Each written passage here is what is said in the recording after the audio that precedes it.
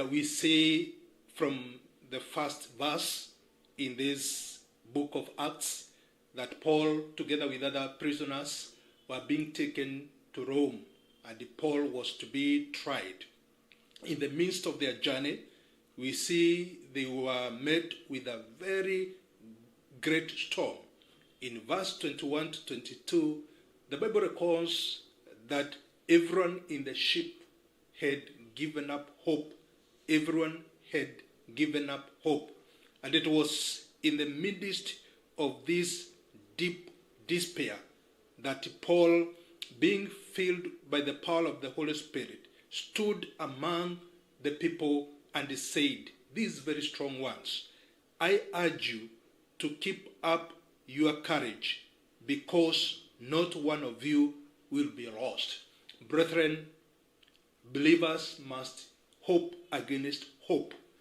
Paul remembered that as believers we must have hope, and he remembered that the Holy Spirit had spoken to him through the angel, and he knew that God's promises are true and amen. The Bible records that an angel of God had appeared to Paul in the night and assured him that they were going to reach on the other side of the sea. And therefore, I want to encourage ourselves, despite the many discouragements that we are going through this COVID-19, let us be assured that God is gracious and he is going to see us through. He is saying that we are not going to be lost. No life is going to be lost, but God is going to see us through. And there are many times in history when God has shown special mercy to men.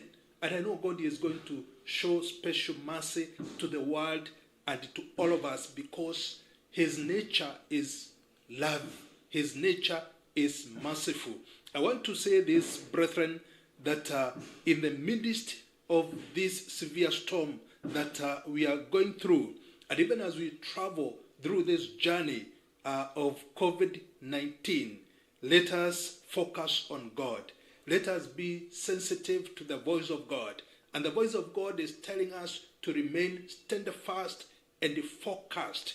Let us not lose hope, because as Paul has said, we are being urged to keep up our courage. This is not the time to despair in our families. This is not the time to despair in our businesses, but this is the time even to love God the more. I want to speak to those who feel like God has deserted us. God wants to worship him and to serve him in truth and in spirit, in season and out of season. Paul concluded by saying that I have faith in God that it will happen just as he told me. It is going to be well. Jeremiah says, I have good plans for you. Let us pray. Heavenly Father, in the name of Jesus, how I pray that you may speak to us. Our hearts are discouraged. Our hearts are burning out. But we pray for the presence of the Holy Spirit, that we may be able to walk through this storm of COVID-19. And in you, we know that we will emerge victorious to the glory and the honor of your holy name. Bless that doctor. Bless that nurse. Bless the leadership of this nation. Bless every family. In the name of God the Father, God the Son, and God the Holy Spirit. Amen. God bless you wherever you are. Let us keep up the courage, because God is with us. God bless you so much.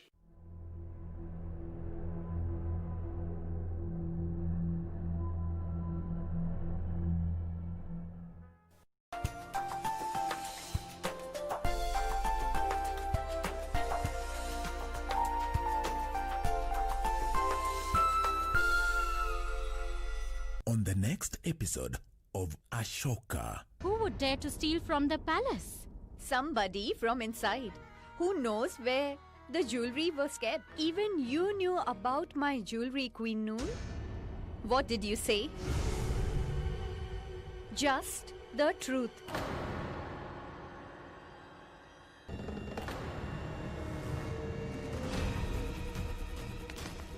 Close the gates.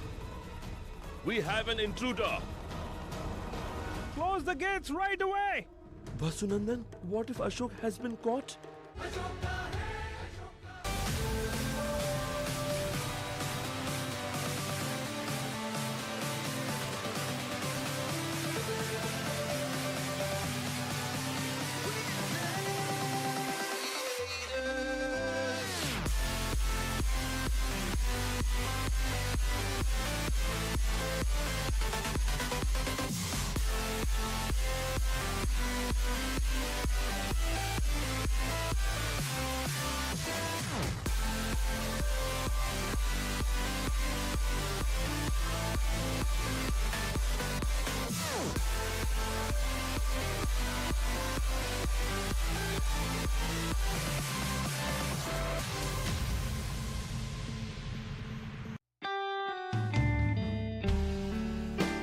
Hamjambo wa Kenya wenzangu, mimi ni prosecutor.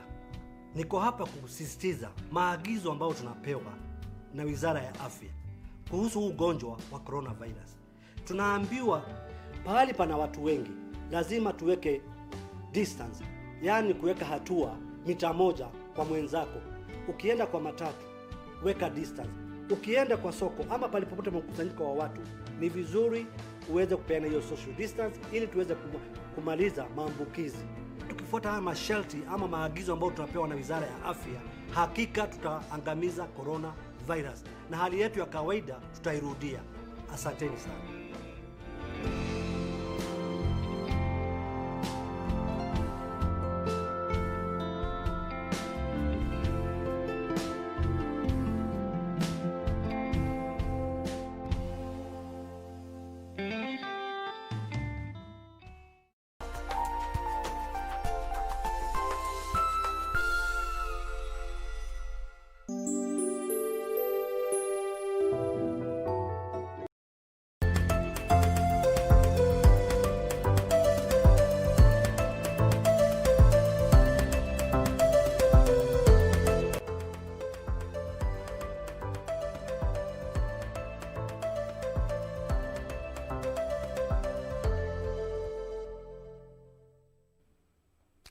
Thank you very much for keeping it KBC Online. This is Good Morning Kenya. A warm welcome to you.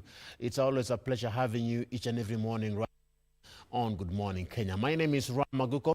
On this fine Thursday morning, we are broadcasting live from the Kenya Broadcasting Corporation here in Nairobi. We have a lot in store for you. Now, this is the day where the budget 2020-2021 will be read. Now, this time of the budget being read, it comes at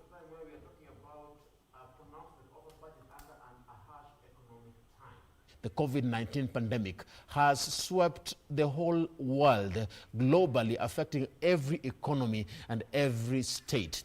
How is it going to be today? What are the expectations from Kenyans? This morning, I shall be joined by two members of parliament, Honorable David Sankok, who is a nominated member of parliament, and Honorable Caleb Amisi, who is the Saboti member of parliament. Stick around for this and much more. Good morning to you. Join us this morning. You're watching KBC Channel 1. I'm Regina Manyara. As it is, Kenya intends to spend 2.7 trillion shillings in the fiscal year 2020-2021. Now, if you look at the full amounts rolling debt redemptions, then the budget swells to 3.2 trillion shillings. Where's the money? That's the question. And what are your expectations of the budget? We'll be keeping you informed on what happens, given that we're going to be broadcasting live that particular presentation at around 2:30 live from the National Assembly buildings. Now, in the course of the show, we'd want to have your feedback on that particular question that I just posed to you. What are your expectations of the budget? The hashtag is #budget2020. So do keep it coming. Twitter handle @RayManyara.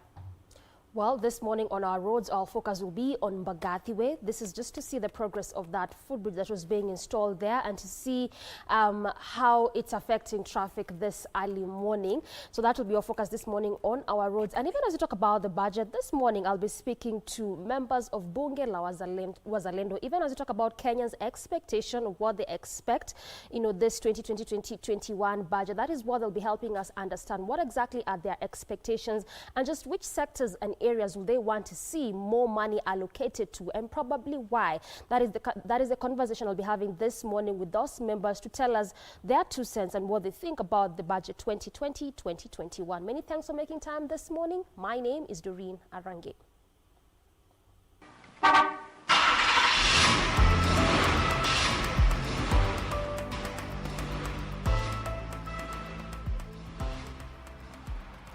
Well, before we go to the whole budget issue, let's just begin with how our roads are looking like. And this morning, our focus is on Mbagathi, which begins from the T-Mall roundabout, going all the way to the City Mortuary roundabout. Mbagathi is again also one of those good routes that serves as a good alternative routes for people that ply Langata Road, especially in this early morning hour, given the kind of traffic gridlock along Langata Road, especially as you come just through T-Mall roundabout, going all the way to the Nyayo Stadium roundabout, coming to the CBD through Uhuru Highway. So Mbagathi tends to be one of those good alternative routes because the kind of traffic along this road is not quite that heavy. And clearly, even as of now, that's just how it's looking like. We're not really seeing the heavy traffic gridlock. This is along Mbagathi, specifically just as you leave the City Mortuary roundabout, coming through Mbagathi, going to Langata Road, moving at a pretty fast pace, no traffic at all. This is on that lane that is leaving the City Mortuary roundabout as you head over to Mbagathi, as well as the other lane that is leaving Langata Road, coming through T-Mall, going all the way to Ngong Road, as well as using the City Mortuary roundabout, going all the way to Valley Road on that specific lane. In fact, there's no traffic at all, moving at a really fast pace. There's just a slight traffic build-up as you leave the roundabout through Wayaki Way. As you leave the roundabout through Mbagathi, going all the way to Langata Road, that's just where there's a slight traffic snarl. But even at that, it is quite manageable. So moving at a pretty fast pace. On the other lane, there's no traffic at all. So that ultimately means then if you're coming from Langata Road, then you may just want to use this route as one of your good alternative routes, because actually throughout the entire way, it's just moving at a pretty fast pace. There's no traffic at all.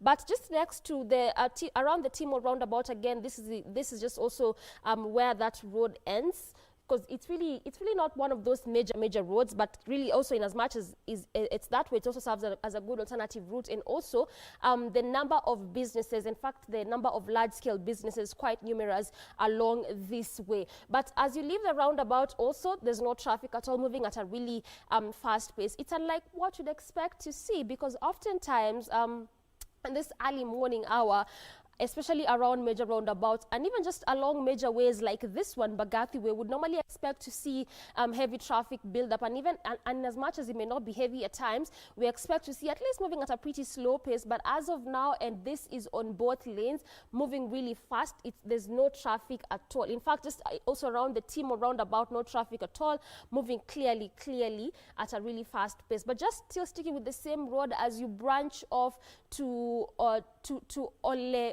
Sangale Link Road, that's just where there's quite a bit of snarl. But also remember, Mbagathi serves residents that come all the way from High-Rise as well. In as much as, yes, it's an alternative route, but also people that come from areas like High-Rise, and also just coming all the way from Ngumo, using the same road as you head to the city center. But as you branch off to the High-Rise junction, again, that's just where traffic begins to slightly build up. But even at that, in as much as, yes, it's building up, but it's also quite manageable. At least this early morning, you're not spotting any maroon or red, an indicator that traffic is moving at a pretty slow pace or even at a standstill. In fact, on major parts of this way, it's just clear movement, moving at a swift pace, just on some specific areas, and so on some specific areas, spots where there's just traffic beginning to slightly build up. Major parts of this road moving at a really fast pace. So again, I'll just continue to say that if you're coming from Langata Road, then you may just have to use this route as one of your alternative routes, because I can tell you for sure, when you head over all the way to Nyayo Stadium roundabout, coming through Uhuru Highway, then that highway is normally one of those busy highway, traffic unbearable, and the kind of gridlock, especially around Nyayo Stadium roundabout, sometimes just quite unmanageable. So clearly, this could be one of those routes that you may just need to use as one of your alternative routes. But let's just begin from where the way begins. This is Mbagathi Way, begins from the City Mortuary roundabout. Earlier on, when we were looking at this specific roundabout, you could barely spot what you are seeing right now, which is traffic really really building up. I could tell you for sure, really building up just on some specific areas where just some specific, but on major parts actually of this roundabout, traffic just beginning to slightly build up. But also it's important to note that the city mortuary roundabout is one of those busy roundabouts as it connects to a number of roads. And one of them is Mbagathi Way, which is the road that we were looking at this morning. So that means if you're someone who applies in Mbagathi Way or uses it as an alternative route, then this is just the best time for you to do that, because there's no traffic at all. And in places where there's traffic, at least it's quite manageable. So that's that in terms of traffic this morning. Our focus has been on Mbagathi Way.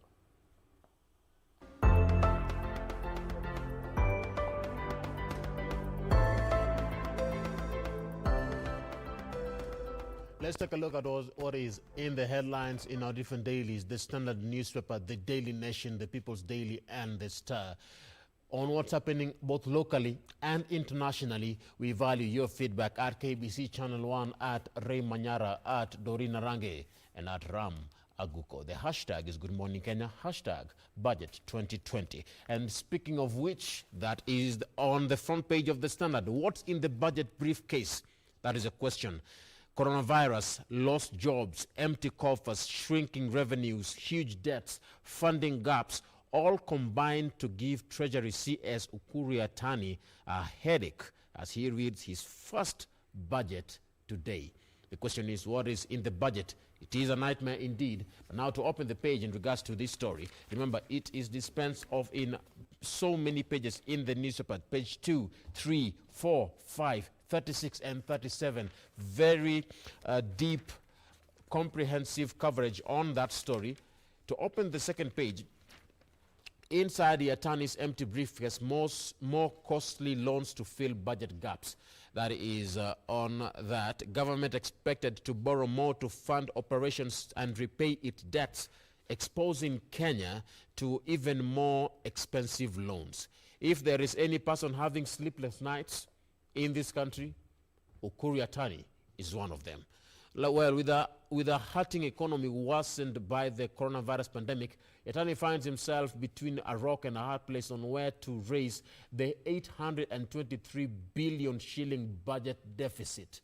We shall be giving you, this coverage as we continue. But now there's a tough math as Yatani unveils budget amid ravaging pandemic. Sectors likely to be hit most include agriculture, manufacturing, education, health, tourism, finance, social work, and energy. Now, the COVID-19 pandemic sent the Treasury mandarins back to the drawing board, abandoning austerity to cushion the economy, which is expected to slow down in the lowest point since 2017 post-election violence. Now, according to the Treasury CS, he says this, and I quote, "You buy an engine for a plane, we charge no taxes. And if you ask how the ordinary Mwananchi is going to benefit, it is not much." End of quote. Tough math as Yatani unveils budget amid ravaging pandemic. Now, indeed, it is that one day in a year when we tend to give, or rather talk fiscal matters take a center stage. It is Budget 2020. This year has given Kenya and the world at large something to ponder about, a global pandemic whose cure still remains at large as different states across the world try and live with that particular pandemic. Kenya does not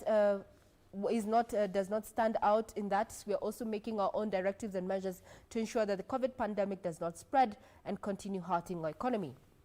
Today at around 2:30, we're expecting that the National Cabinet Secretary Ukuri Yatani is going to be presenting a 2.7 trillion shillings budget to the National Assembly.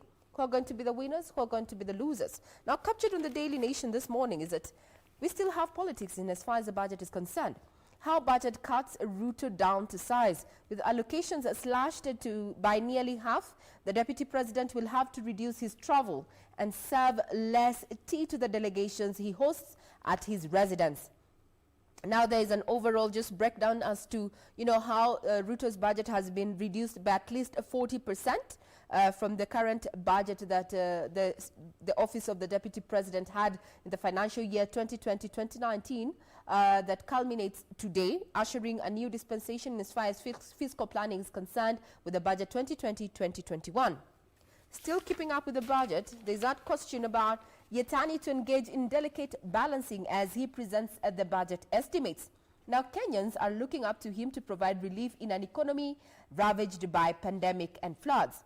Quoted there from the angle, rather what the person who's written this article has quoted is that the Cabinet Secretary Ukur Yetani carries the demeanor of a man who has more bad news than he's willing to deliver, but he remains calm even under pressure.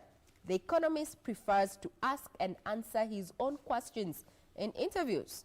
That is quoted. Now, quoted there is Ukur Yetani there. They, that is in brackets, Catholic missionaries, took you to school, educated you, fed you, and clothed you.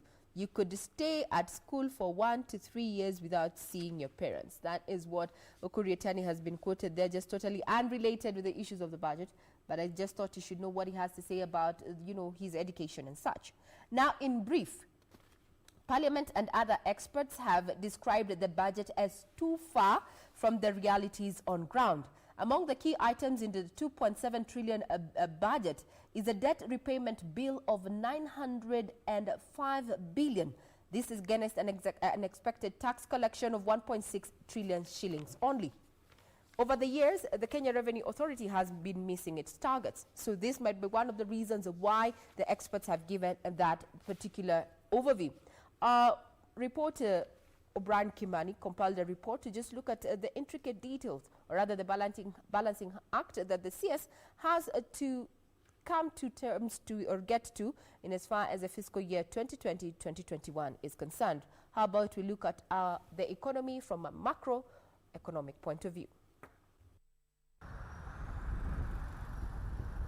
The Kenyan economy recorded an average growth of 5.4% for the first 3 quarters of 2019, compared to an average of 6.0% in a similar period in 2018. The stubborn growth was blamed on slowdown in agricultural activities due to poor weather, which choked agricultural production, and decreased output in transport and electricity activities due to the rise in prices of fuel and insufficient long rains in the first and second quarters, respectively. Treasury Honkos painted a rosy picture in 2020 on account of improved rainfall and improved macroeconomic stability. But that was then. In the last quarter of 2019, a new crisis was boiling in China, the world's second largest economy and a leading trading partner for Kenya. The coronavirus shattered the Chinese economy before snowballing into a global crisis in March, when the World Health Organization classified the virus as a global pandemic, urging world leaders to redirect their energies towards battling the crisis. Countries reacted by closing their borders, banning foreign visitors, while investors paused their investment decisions. The whole government should mobilize the whole society and making the response every citizen's business. If we do that, we can push back on this virus. We can be successful in the containment strategy. When Kenya reported its first case of the virus, the country went into a panic mode. All persons who have come into Kenya in the last 14 days must self-quarantine. If any person exhibits symptoms such as cough or fever, they should present themselves to the nearest health facility for testing. The government imposed a dusk to dawn curfew. Foreign visitors were banned, while inter-county travels in 5 regions were prohibited. The biggest casualties were tourism, hospitality industry, and trade. In 2019, tourism earnings grew by 3.9% to 164 billion shillings as the rivals defied terror threats and global geopolitics to remain above the 2 trillion mark. This COVID pandemic, fellow Kenyans, is not only a health crisis, but it is also fundamentally an economic crisis. Jobs have been lost, businesses have had to close, and the economy is generally on a go-slow. The coronavirus pandemic is likely to have a major impact on the economic growth, not only in the year 2020, but in the years ahead. And according to statistical evidence from various quarters, the Kenyan economy is likely to register its weakest growth in more than 15 years, or worse, sink into a painful recession. In 2019, tourism earnings grew by 3.9% to 163.6 billion shillings as arrivals defied threats and global geopolitics to remain above the 2 million mark. The horticulture industry nosedived as demand for products shrunk. The sector that earned the country 147 billion shillings in 2019 is now struggling to even hit the 100 billion shillings mark in 2020. By the end of April, the sector reported losses running into 8 billion shillings, while close to 50,000 jobs have been lost due to the virus. The Kenya Revenue Authority was hoping to collect 1.9 trillion shillings in the current fiscal year. However, in the 6 months to December 2019, KRA collection was 88 billion shillings behind target. In a budget policy statement tabled in April this year, Treasury told lawmakers that by the end of March, the tax collector was facing a 250 billion shillings collection hole, and the figure is likely to hit 400 billion shillings due to the impact of the COVID-19. Now, how is the budget cushioning the poor in the society? Well, the COVID-19 budget to cushion the poor is what is in the headline this morning. The budget, which has been designed to respond to the challenges of the pandemic, will especially favor vulnerable groups. Now, the road constructors, State House, and people considered to be vulnerable in the country have earned big in this year's budget. The budget has been designed to respond to the COVID-19 pandemic. Now, the Department of State House Affairs has received 502 million shilling, with another 358 million shillings allocated to government advisory services. Now, the key allocations of Uhuru's 54 billion shilling stimulus budget also has 30 billion shilling put on pending bills in road sector. In the SME or credit guarantee scheme, we have 3 billion Kenyan shillings. In the supply and farm inputs through vouchers for 200,000 small farmers, we have 3 billion Kenyan shillings. Remember that this and much more, including in tourism, we have 1 billion shilling for KWS and 1 billion to conservancies. The Treasury budget documents indicate that the decrease in current expenditure is on account of reduction in compensation to employees to reflect actual trends. State House received 502 million Kenyan shillings. Now, let's take a look at Ukuru Yatani. Yatani's make or break moment comes today. This is what Regina had mentioned earlier on. Remember, as KBC, we shall be covering this story live. By the end of today, soft-spoken Treasury Cabinet Secretary Ukuru Yatani will retire to his abode, having let out a heavy sigh of relief. Now, fate has placed the 53-year-old in the most difficult time. As he reads his maiden budget today, millions of Kenyans, majority who are jobless and whose future are uncertain, expect to be dazzled in just under 2 hours. Millions of Kenyans facing tough times put hope on budget. Beneath the face mask and social distancing, the CAS is expected to provide an economic recovery roadmap. Ratani's make or break moment comes today. Now, still keeping up with the budget, is that an overview is that question is, how will you pay for the 2.7 trillion shillings budget? Remember, VAT and pay as you earn are government's main sources of revenue. So it is you and I who is going to fund the 2.7 trillion shillings. And where is the money? Now, here is that particular article. If tax measures are approved, Kenyans will have to dig deeper into their pockets. Treasury will today unveil draft of taxes to fund the 2.7 trillion budget as the government tries to revive the economy while keeping its lights on. Kenyans will know whether Cabinet Secretary Ukuru Yatani will drop his plans to reintroduce tax measures that will drive up the cost of basic commodities, including bread, cooking gas, and clean energy stoves. Now, the finance bill has proposed a reintroduction of a 14% VAT on liquefied petroleum gas, that is LPG, inputs on raw materials for electric accumulators, helicopters, and tractors, among others. The alcohol industry is also set to suffer as more excise duty is loaded on spirits. The bill also creates the National Roads Toll Fund. Now, these are tolls that are going to be collected will be remitted to this fund. The new taxes are also expected to hit retirees by subjecting income from the National Social Security Fund to tax. We'll find out. Remember, we're going to be live at the National Assembly. But now, as we're talking about the expectations on how we will fund the you and I will fund the 2.7 trillion shillings budget, is that also there are sectors that are deemed to have, or rather going to benefit from this particular fiscal policy, and one of them is the ICT sector. Now, it's almost 3 months since the government directed that all schools be closed to contain the coronavirus pandemic. And as schools prepare to reopen in September, the National Treasury Cabinet Secretary Ukur Yatani is expected to ensure that an intricate balance of keeping learners in schools by allocating funds for school feeding program, as well as modernizing ICT infrastructure to support the education system.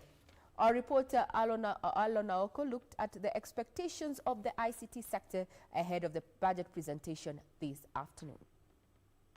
The coronavirus pandemic has hit countries hard, and for Kenya, as it tries to budget for ICT and education, it is time to look at how this time they are joined at the hip as the coronavirus takes a big chunk of the country's budget. President Uhuru Kenyatta on March 15th this year ordered all schools to be closed due to coronavirus pandemic. By this time, learners mostly in the urban centers already had a significant advantage in that their ICT infrastructure was already in place to enable remote learning. I want to confirm to honorable members that yes, we have guidelines which are drawn from the Kenya Institute of Curriculum Development Act, which guides all of us on this particular question on electronic media learning for schools. The whole country is now fully aware of why we need technology. We're doing all these video conferencing conversations, people are working from their homes. We need to have all the right connectivity. According to Education Ministry estimates, it will need additional allocation in order to carry out its annual functions and also special projects that will enable such activities across the country. We have allocated an additional 6.5 billion shillings to the Ministry of Education. The purpose of this is to hire an additional 10,000 teachers and an additional 1,000 ICT interns to support our digital learning program. Education CS George Magoha, upon reception of the final report of the COVID-19 National Education Response Committee, hinted at an extended closure of schools, saying countries that rush to reopen schools amid rising infections eventually close them. The situation becomes completely out of control, then we shall have to bite the bullet. The children are alive and they are at home. So what? They are at home and they are safe and they are alive. And if it means that they have to stay for a year, so be it. It is not only in Kenya where this is happening. But who knows? We could be in control in 2 months and we open and go to school. So please don't open a metal pipe and force me to say, give us dates. Treasury is further expected to provide allocation to the school feeding program, which is facing funding gaps after the departure of development partners in order to keep learners in school when learning commences. The 2020-2021 budget comes at a time the government is facing massive revenue shortfalls, catalyzed by the COVID-19 economic fallout. Movement restrictions have meant a significant amount of commerce has gone electronic. National Treasury is now keen to ensure introduction of digital service tax in the new fiscal year, targeting all income derived or accrued in Kenya on online platforms. Stress not only on debt, but also meeting other obligations in terms of financing government. But I want to assure Kenyans that the interventions that we put in place will sustain our trajectory of growth by making sure that we do not default on debt payment and Kenyans do not suffer. Treasury argues that the online marketplace has grown significantly, warranting the levy. Online sales hit the 1.6 trillion shillings mark in the last quarter of 2019 and could double by the end of 2020, making the business a lucrative tax target. The Finance Bill 2020 proposes that the income from digital marketplace be levied at a rate of 1.5%. The tax, which was introduced in the current financial year, lacked regulations to allow its implementation. Nonetheless, the digital marketplace supply regulations is currently being subjected to stakeholder consultation and is expected to be in place in the new financial year to allow KRA collect the tax. Kenya is one of the luckiest countries in the world because it already had ICT infrastructure in place that even the education sector can now ride on as the coronavirus continues to ravage on. With a budgetary allocation to the ICT sector prior the coronavirus pandemic, it seems it was a good call, at least for now. Alan Aoko, pre-budget 2020-2021. Now, the budget. Remember, these are issues that pertain you, things that affect your day-to-day activities, your life and your livelihood. Well, let's take a look at what Kenyans are saying in regards to this. And remember, as we said earlier on, we would like you to also tell us your expectation of this budget that will be read. Yatani to add more pain to already suffering Kenyans. That is what is in the headline there. On a chilly Wednesday morning, there is one Kenyan called Winnie Njoki who stumbles into a kiosk where she works in downtown Nairobi. But now, when it comes to her story, her rubber shoes are soggy, having waded through the pools of water and, all over the city streets after the night of the heavy downpour. She lives in Kayole, a satellite town in Nairobi, which is not too famed for the best sanitization facilities, no security. Now, Njoki makes 900 shillings a day. This may tempt one to dismiss her case when talking about the suffering low-income earners and casual laborers in town, but far from it. She is a mother to a 2-year-old girl and is the sole breadwinner of the small household. Every morning a day, the nanny, who is Christine Jerry, comes to Njoki's house where she spends the daytime taking care of the baby while she works. The nanny charges her 200 shillings a day. Now, do the math. You charge 200 shillings a day and you earn 900 shillings a day. You need to pay rent, you need to buy food and other things that are necessary. Plight of small-scale traders. What is your plight? Now, if Njoki decides to take lunch herself to say 100 shillings a day and buy airtime worth the same amount, she will be left with 200 shillings, 100 of which is fare back home. And Njoki says, I live from hand to mouth. I am unable to make savings. Everything I make every day is used up before sunrise of the next day. Interesting fact there. Now, let's take a look at what other Kenyans are saying, their stories. Word on the streets, what Kenyans expect. You have one, Nancy Kabuli, who is a businesswoman in Mombasa. She says the government should remove tax for small businesses during the COVID-19 pandemic. Fuel prices should come down and the state should grant interest-free loans for youth in businesses. Another Kenyan says the fish business was really affected by the COVID-19. Transportation of the commodity to different markets became very difficult. I want the Treasury to come to our rescue and also remove taxes for small-scale traders. That is Jacqueline Nyaboro, who is a fish trader in Kisumu. Now let's go to now those are the ladies. Let's go to the gentleman, Wycliffe Otiende, who is a motorbike rider here in Nairobi. Says, I expect nothing much from the budget. The government is broke, and I expect them to continue burdening us to pay extra tax. In fact, most parents are worried that schools will open soon and they have no jobs. Let's go to Ayub Okoth and Nasema, he is a trader in Kakamega. I expect the government to allocate money to the Jua Kali sector, which has been ravaged by the COVID-19 pandemic. The government should give traders soft loans to boost the ailing economy. These are just some of the reactions from Kenyans. Indeed, as we're keeping up, just wanting to find out what are your expectations of the 2020-2021 budget, is that a drop in revenue is that government is expected to drop a number of reasons, and this includes the reduction of top tax rates for individuals. Remember those tax incentives that came into place to cushion Kenyans from the biting effects, domino effect of COVID-19? Yes. that is going to see the government miss out on taxes. At the same time, there was a reduction of VAT from 16% to 14%. This is according to the BAC report. However, our reporter Benson Rioba was out on the streets wanting to find out what Kenyans think about the budget 2020-2021. And here is what Kenyans had to say from different parts of Nairobi. The government imposed movement restrictions in efforts to slow the spread of coronavirus. This has adversely affected business activities, especially those in the informal sector. To cope and adapt to the effects of the economic slowdown, Kenyans want National Treasury Cabinet Secretary Ukur Yatani to unveil a budget that will lower the cost of living by reducing the cost of basic and essential goods. Watu wanaumia sana na kuna watu hawana uwezo. Unakuta kwamba watu wengine wanafanya hizi kazi za ndogo ndogo zile na unga iko juu. So utakuta kwamba watu wengi wanaumia sana. They have not zero-rated anything.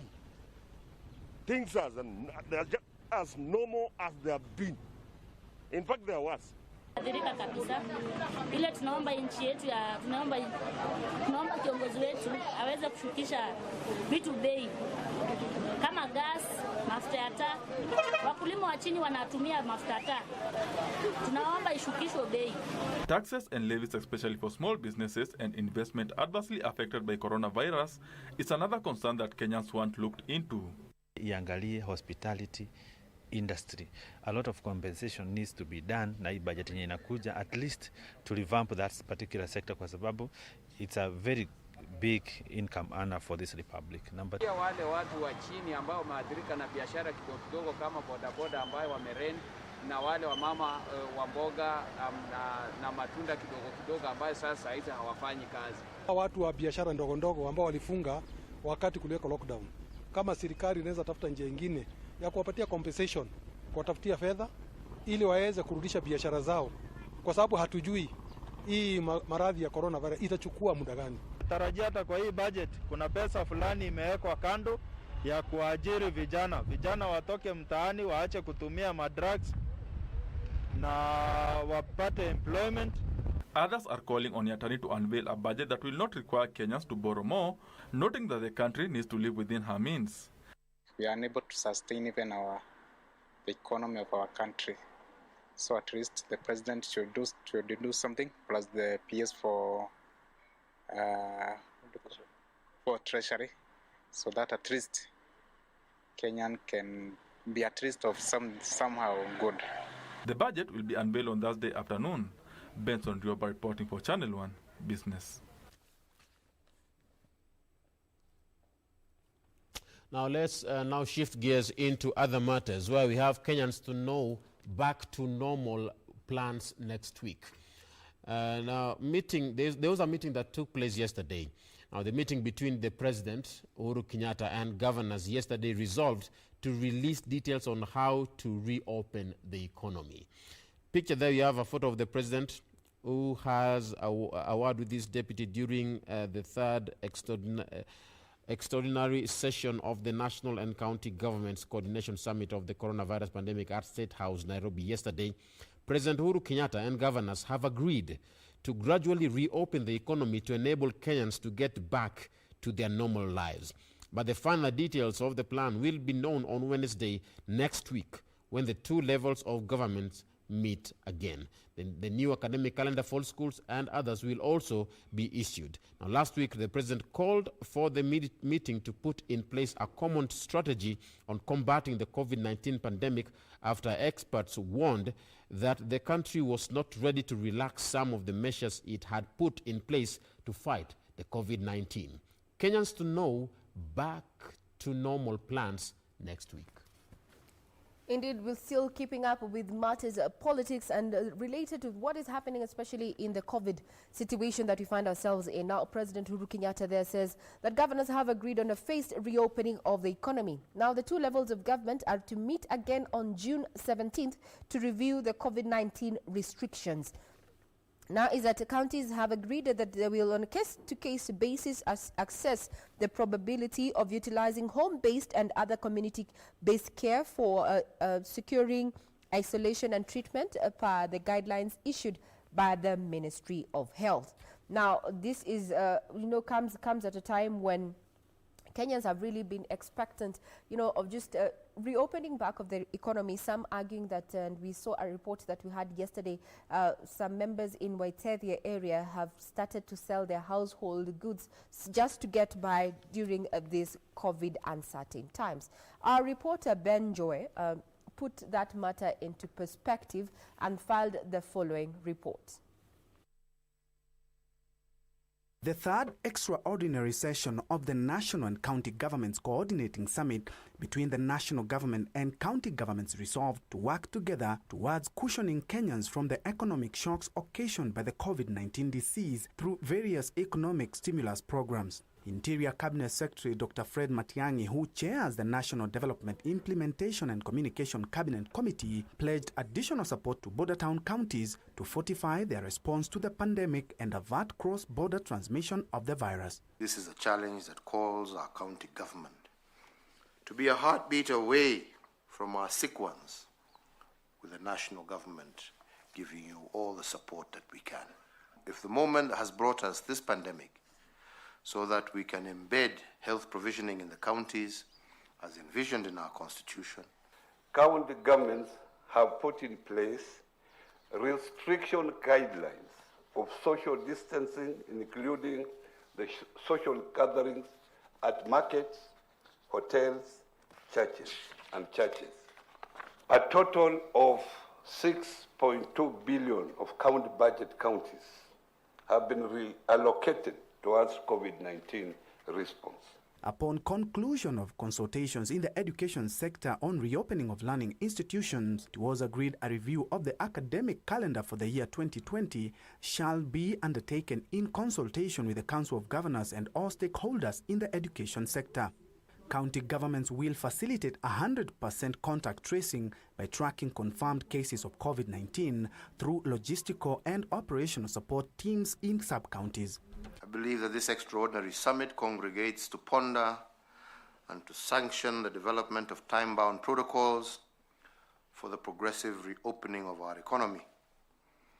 And this is important because, ladies and gentlemen, the COVID-19 pandemic is both a health crisis, but it is also a crisis to our economy as well. We have worked hand in hand with each and everyone sitting in this room, because there is no county that has not been touched in one way or another. In addition, all medical facilities across the country will remain open to offer essential health services, including reproductive health and immunization services in accordance with the Ministry of Health guidelines. County governments will be expected to implement and enhance awareness campaigns among residents through public sensitization campaigns.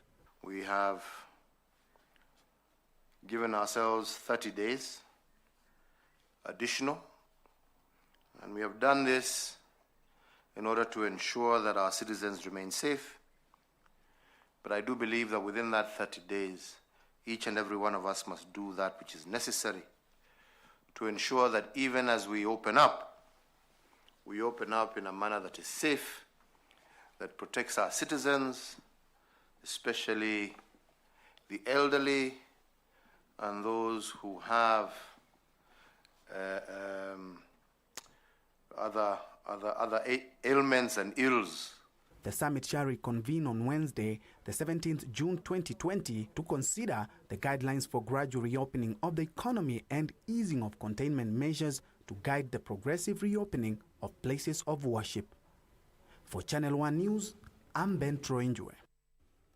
Now in politics, we have a story on the ouster of Governor of Kirinyaga County, Anne Waiguru. Embattled Waiguru contests her ouster. That is in the headline there. Impeached Kirinyaga County Governor Anne Waiguru has moved to court to stop the Senate from taking any action on her removal.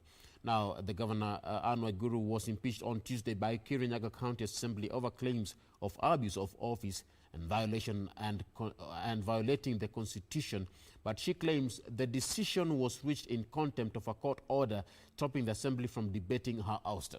Now, let me just add more juice to this. Remember, Waiguru contests that she was not given a fair chance to defend herself, and the resolution was a mockery of justice. She claims She was not even informed of the impeachment motion and only became aware of it on Monday night when she was alerted that some MCAs had decided to spend the night at the county assembly premises. The suit, remember, the suit is set for hearing today. But now the impeachment sparked so many debates online, including a gender debate. Now, impeachment sparks gender debate online. A war erupted on Twitter yesterday after the Public Service Cabinet Secretary Margaret Kobia attempted to defend the impeached Kirinyaga Governor Anne Waiguru using the gender card. Now, the CS had suggested that Waiguru had been indicted because she is a woman, attracting a barrage of comments from Twitter users. In her letter posted on Twitter, Kobia said this, and I quote, "It is unfortunate that Governor Anne Waiguru's terms is being cut short by an impeachment. This is indicator that some of us do not value strong women leadership." End of quote. Now, Senator Susan Kihika, who is the former Senate Majority Whip, wondered why the CS Kobia did not send a similar letter when she and former National Assembly Deputy Majority Whip Cecile Mbarire were ejected from House leadership. Now, still keeping up with that particular debate, especially on social media, big even Twitter there, is that, and I'd quote Harvey there, the LSK chairman, who says that elected leaders are evaluated on meritocracy and performance. If you're gender genuine, please issue a memo to the Chief Justice David Maraga to dissolve Parliament for violating the 2/3 gender rule. Mr. Harvey posted on his Twitter handle. Now, Ms. Waiguru is among the 3 female governors who were elected in the 2017 elections. That is in regard, or rather response to that particular letter that went viral on social media from the Public Service, Youth and Gender Affairs Cabinet Secretary Margaret Kobia. Now, the Senate is to decide Waiguru's fate today. Now, the governor has already gone to court seeking to stop her imminent ouster. Now, the way forward of the special meeting is that the SABC will consider forming a team to investigate the matter and report to Senate within 10 days on whether the fines, the particulars of the allegations against the governor have to be proved or have been proved. Or it could decide that the whole House convenes itself into a committee to consider the particulars of the motion, at the end of which they will vote. Which way Waiguru? That's the question. Will Senate save Waiguru? Edward Kabasa also put those particular issues into perspective, given that, yes, we already have the data that she's among the 3 elected governors that we have who ran for elections in 2017. And in speaking to some of the people who've been giving their feedback, there's been a question especially going around on social media, is why is it Waiguru gets to survive all the scandals that she's had? This borrowing heavily on the issue of the NYS scandal, which she was mentioned, and Kenyans are waiting to see what turn the Senate is going to take. How about we have that report from Edward Kabasa? The Senate has once again been called upon to adjudicate the fate of another governor, just months after impeaching Ferdinand Waititu as governor of Kiambu. A decision will have to be made because a motion will then have to be brought to the Senate, indicating whether we are going to have a committee of 11 to look at the allegations made, then make recommendations, or we are going to have a plenary session just like we did with the Kiambu. On Tuesday next week, senators will vote on modalities of hearing the impeachment of Kirinyaga Governor Anne Mumbi Waiguru by the County Assembly. The SBC will make a proposal, then that proposal will be subjected to debate on the floor of the House on Tuesday. A section of women leaders are, however, castigating Waiguru's ouster, arguing that it is an affront to women leadership in the country. On Wednesday, Affairs Cabinet Secretary Margaret Kobia said Waiguru's impeachment is an indicator that some section of Kenya do not value strong women leadership. Kobia arguing that women are disappointed that the governor is being impeached during the fight against COVID-19, which is negatively impacting on socio-economic development of the country. Mrs. Kobia has not received the evidence as we have brought it to the Senate, and I wish that women of this country, whom we do respect, they can take time and lead through and see what will come out of the Senate. Kitui Governor Charity Ngilu on her Twitter account, saying that the travesty visited upon Kirinyaga Governor Anne Waiguru is one of the many crooked ways that PhD machinations are using to pull her down. The Maendeleo ya Wanawake organization also condemned Waiguru's impeachment, arguing that it was part of a wider scheme to target women leaders. Don't judge Maendeleo harshly. We are only standing with the principles of this institution, and we are entitled to say we need women leadership to move forward. However, not all women leaders appeared to side with the governor. Nakuru Senator Susan Kihika, who was last month removed from her role as majority whip in the Senate, on her Twitter account, argued that Ministry of Gender is perhaps not aware that she too is a woman. The lawmaker asking whether a similar protest letter by C.S. Kobia had been lost in the mail. The Senate will decide on whether to form an ad hoc committee to hear Waiguru's impeachment or hear the matter in a plenary before conducting a vote. The governor has since moved to court to challenge the move by the county assembly. Now let's head over and bring her up to politics first. And Uhuru reclaims Central through Raila. More Ruto allies troop to ODM leader's office to pledge allegiance to handshake power axis. President Uhuru Kenyatta has begun recovering his lost ground in central Kenya, with ODM leader Raila Odinga doing the bidding for him.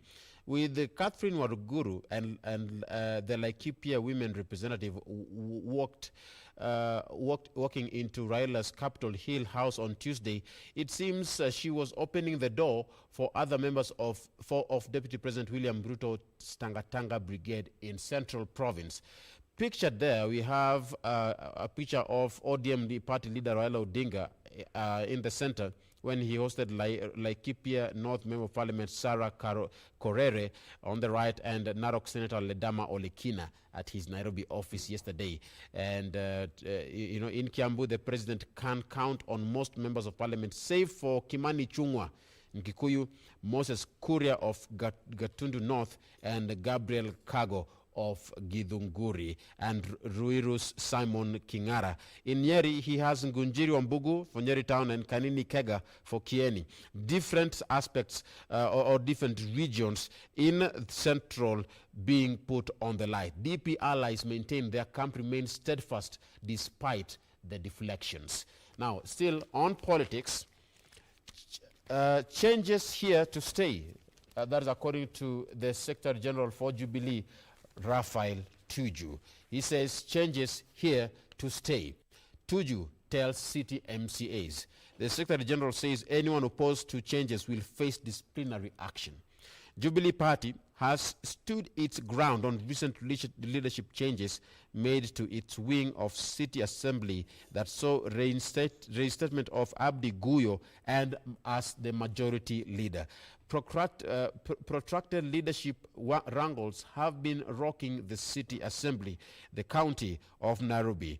Now, this was communicated by Jubilee Party Secretary General Raphael Tuju yesterday after a consultative meeting with all the 66 Jubilee MCAs of the party's Pangani headquarters. He made it clear that the interim leadership of Dandora Phase 3 MCA Charles Tuo, nominated MCA June Ndegwa, and Ziwani MCA appointed in November has been replaced. Changes here to stay. That's what Tuju is telling the County Assembly, members of County Assembly of Nairobi. Still looking at the political issues, remember that particular speech by Chief Justice David Maraga has put things into a spin. Now, fresh twist in the Maraga saga, man petitions JSC to sack him. That's what. Tim Odhiambo wants the CAG fired for making grave allegations against the president. Now, the verbal warfare between CJ David Maraga and Attorney General Paul Kihara Kariuki has taken a fresh twist as a petition to remove Kenya's top judge from the office has been tabled before the Judicial Service Commission. Now, the accusation is at the bone of contention. Justice Maraga said President Kenyatta's administration had become notorious for ignoring personal injury claims worth 1 billion. He also accused the administration of allowing eviction of 1,000 people from land in Kariobangi despite a court order barring it. Now, under the Kenyan laws, to remove a sitting judge, a petition must be filed before the JSC. If the petition is deemed to have a chance of success, the JSC asked the president to form a commission to hear the complaint and recommend whether or not the judge should be removed from office. That is what is happening in the judiciary. How about we just look at a broader perspective as far as, how our politics is looking at from different parts of the country with our reporter Halid, who has compiled even that particular story with the JSC and what way next, or rather what next for the Maraga saga. On Monday, Chief Justice David Maraga went public on what he termed as frustrations by the executive that adversely affected service delivery by the judiciary. The refusal by the president to appoint 41 judges as proposed by the Judicial Service Commission, rubbing the CJ up the wrong way. The executive, however, through Attorney General, accused Maraga of washing his dirty linen in public. The Law Society of Kenya has joined the debate.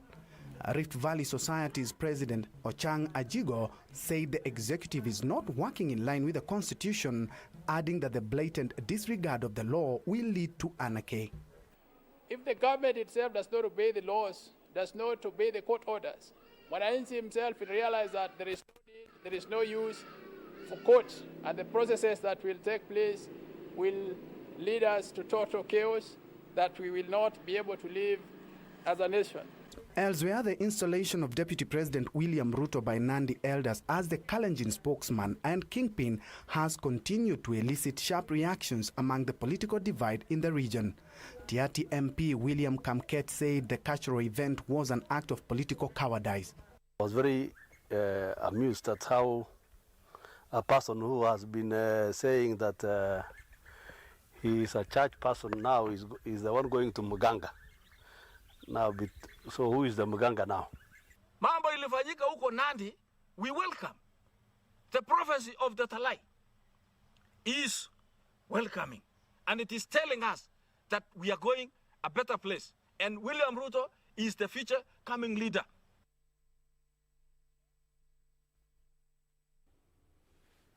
All right, now let's take a look at other matters in terms of the COVID-19 pandemic right here in the country.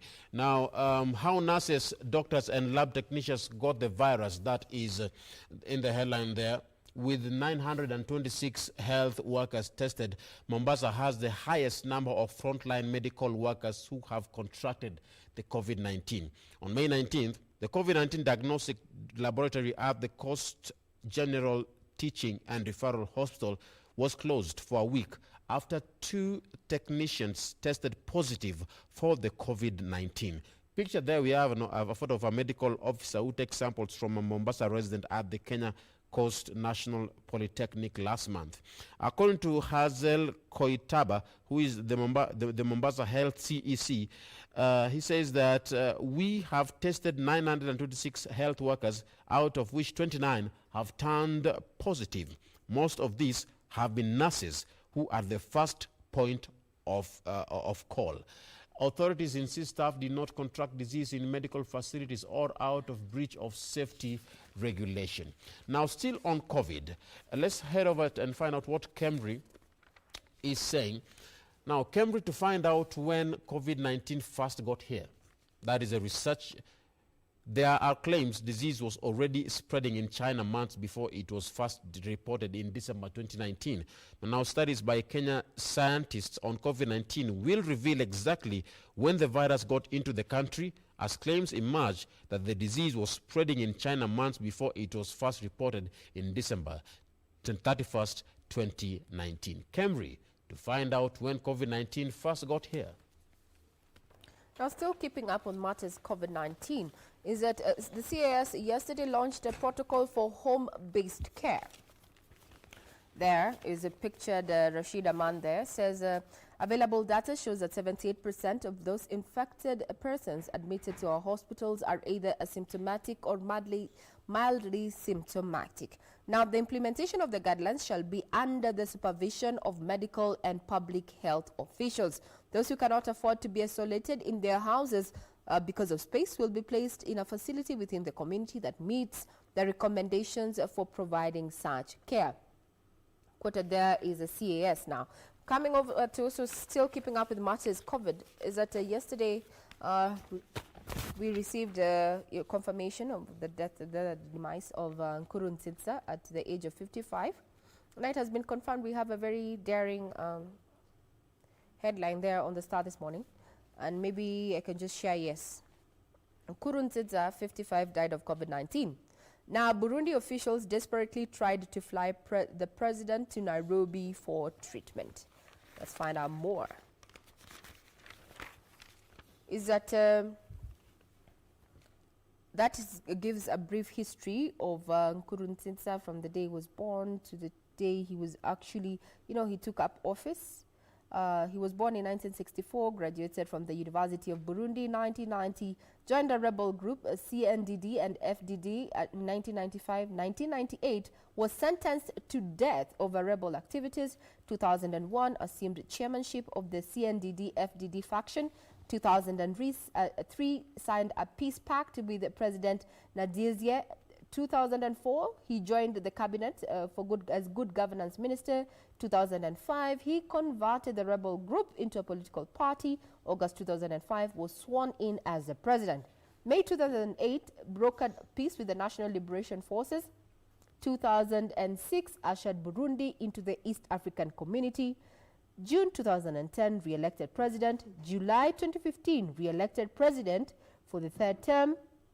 March 2018, made supreme leader by CNDD-FDD, and January 2020 backed Evariste Ndayishimiye for president, and he died in June 2020. Just a brief history of Pierre Nkuru Ntsitsa there. Just confirmation coming in that he died of COVID-19.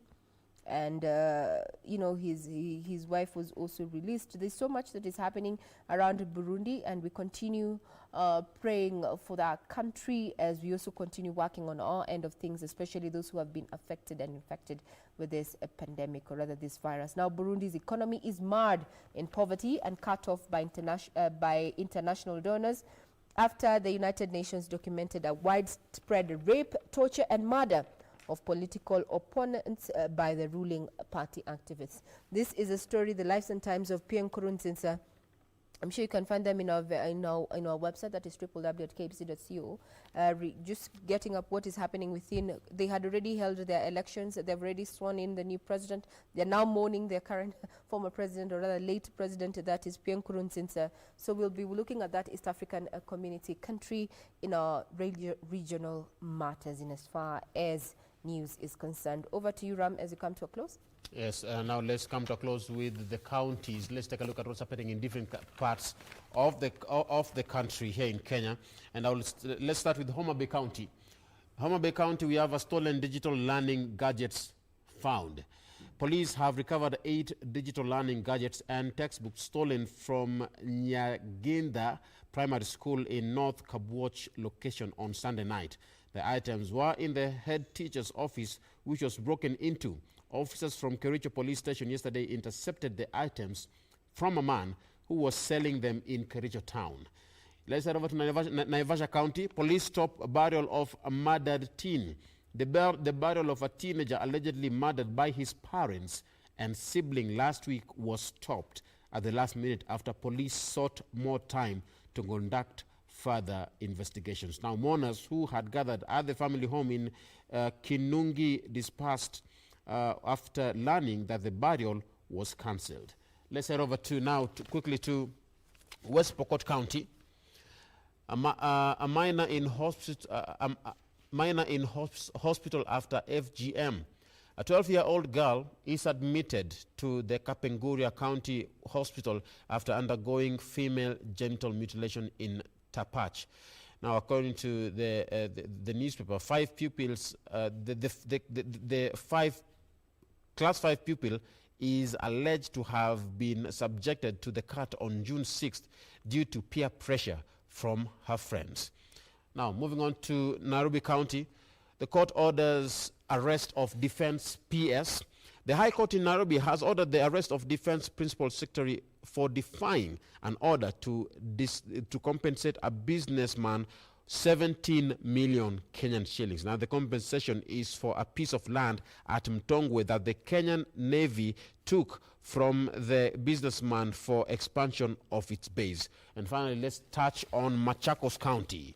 In Machakos, markets shut over virus fears. The county government has shut down 3 markets for the next 14 days to stem spread of the COVID-19. This follows last Sunday's burial of a COVID-19 patient in a village near Machakos town. These are in the counties.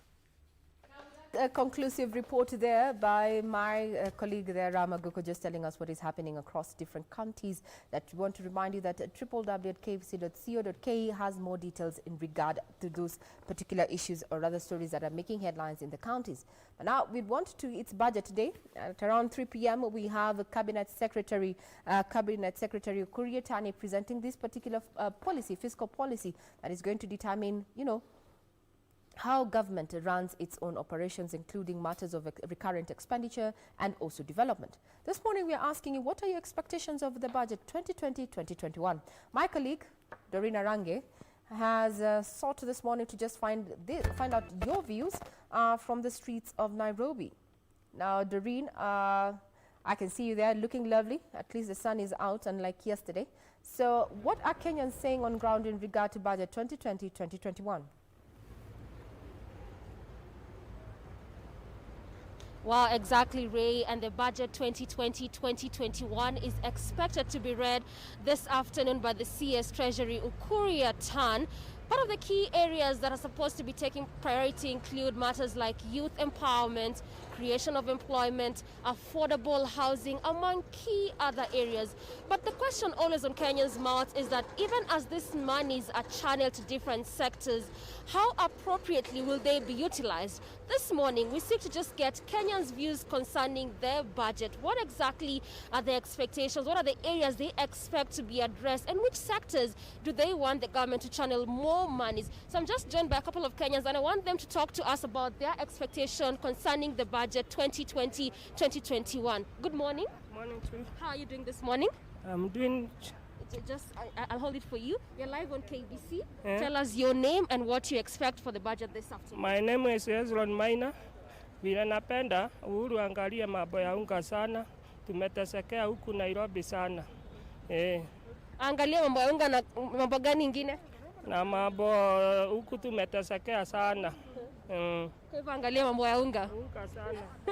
All right, Kenya's just crying for, things to go down, prices of good to go down. That is one Kenyan saying that the price of flour to go down. But let's speak to another Kenyan to tell us what his expectations are for this year's budget. Good morning, sir. Good morning. Tell us your name and your expectations. Okay, my name is Kevin Macharia. Na naambia serikali kama budget ya leo wajaribu kupunguza unga, na iko watu wanafinyilika, wale wanafungua manyumba, wajaribu kuongea na maradrots, watu waache kufungua nyumba sababu watu wanateseka huku nje. Okay, na ni sector gani una expect pesa nyingi iwekwe, ministry gani? Kwa nini? Kwa ministry ya health waongeze pesa, ndio hii corona tujaribu kupigana nayo. Waongeze pesa kwa sector ya health? Ya health waongeze pesa, na hapo ndio tunaona kama serikali inatusaidia, lakini sana sana waongea na wale watu maradrots ndio wafungulie wale wengine manyumba, sababu watu wanateseka sana, sababu wengi wao wamefungua nyumba nje na tuko mahasula ndio wanaumia. Kwa hivyo kilio chako kabisa ni landlords tu na kama Uhuru anaweza kubali heri watu wale wamefungua nyumba, kama Uhuru anaweza kubali wafunguliwe, kama wafunguliwe vile wanaweza enda kwa mashinani, ndio inaweza kuwa better, sababu wengi wanateseka hapa Nairobi. Right. We are still seeking just Kenyans' views concerning what the expectations are for this year's budget. A couple of them also just this one saying he expects that the issue of landlords to be looked into and also the reduction of prices of commodities. Let's speak to another Kenyan. Good morning, sir. Morning, too. Tell us your name and your expectations. I'm Jackson. Yeah. My expectation is like landlords. First is landlords, second is... Landlords wafanye nini? Wapuguze mishahara. Okay, most of Kenyans kwanza wako mahome, kwa hivyo kama ni unga, kwanza unga ipunguzwe. Yeah. Kwa hivyo landlords na unga ipunguzwe. Yeah. Nini ingine ipunguzwe isipokuwa unga? Unga tu. Niseme tu unga. Pia kuna hii swali ya tunaomba sana kama kama government. Nini una expect government ifanye to reduce the how we are borrowing? Okay, mambo na deni. Unaona saa kama ni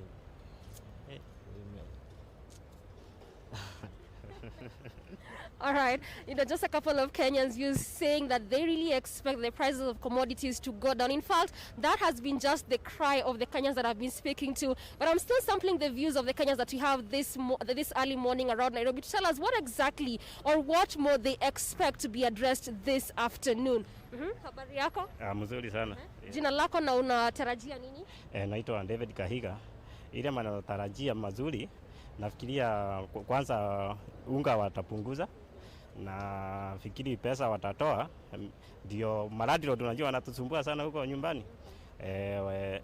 Then ile kitu kingine naweza sema Uhuru na Ruto na Raila wakae pamoja, wafanye kazi pamoja. Ama namna gani? Kwa sababu hii vita tunasikia wanapigana huku juu, sisi tunaumia.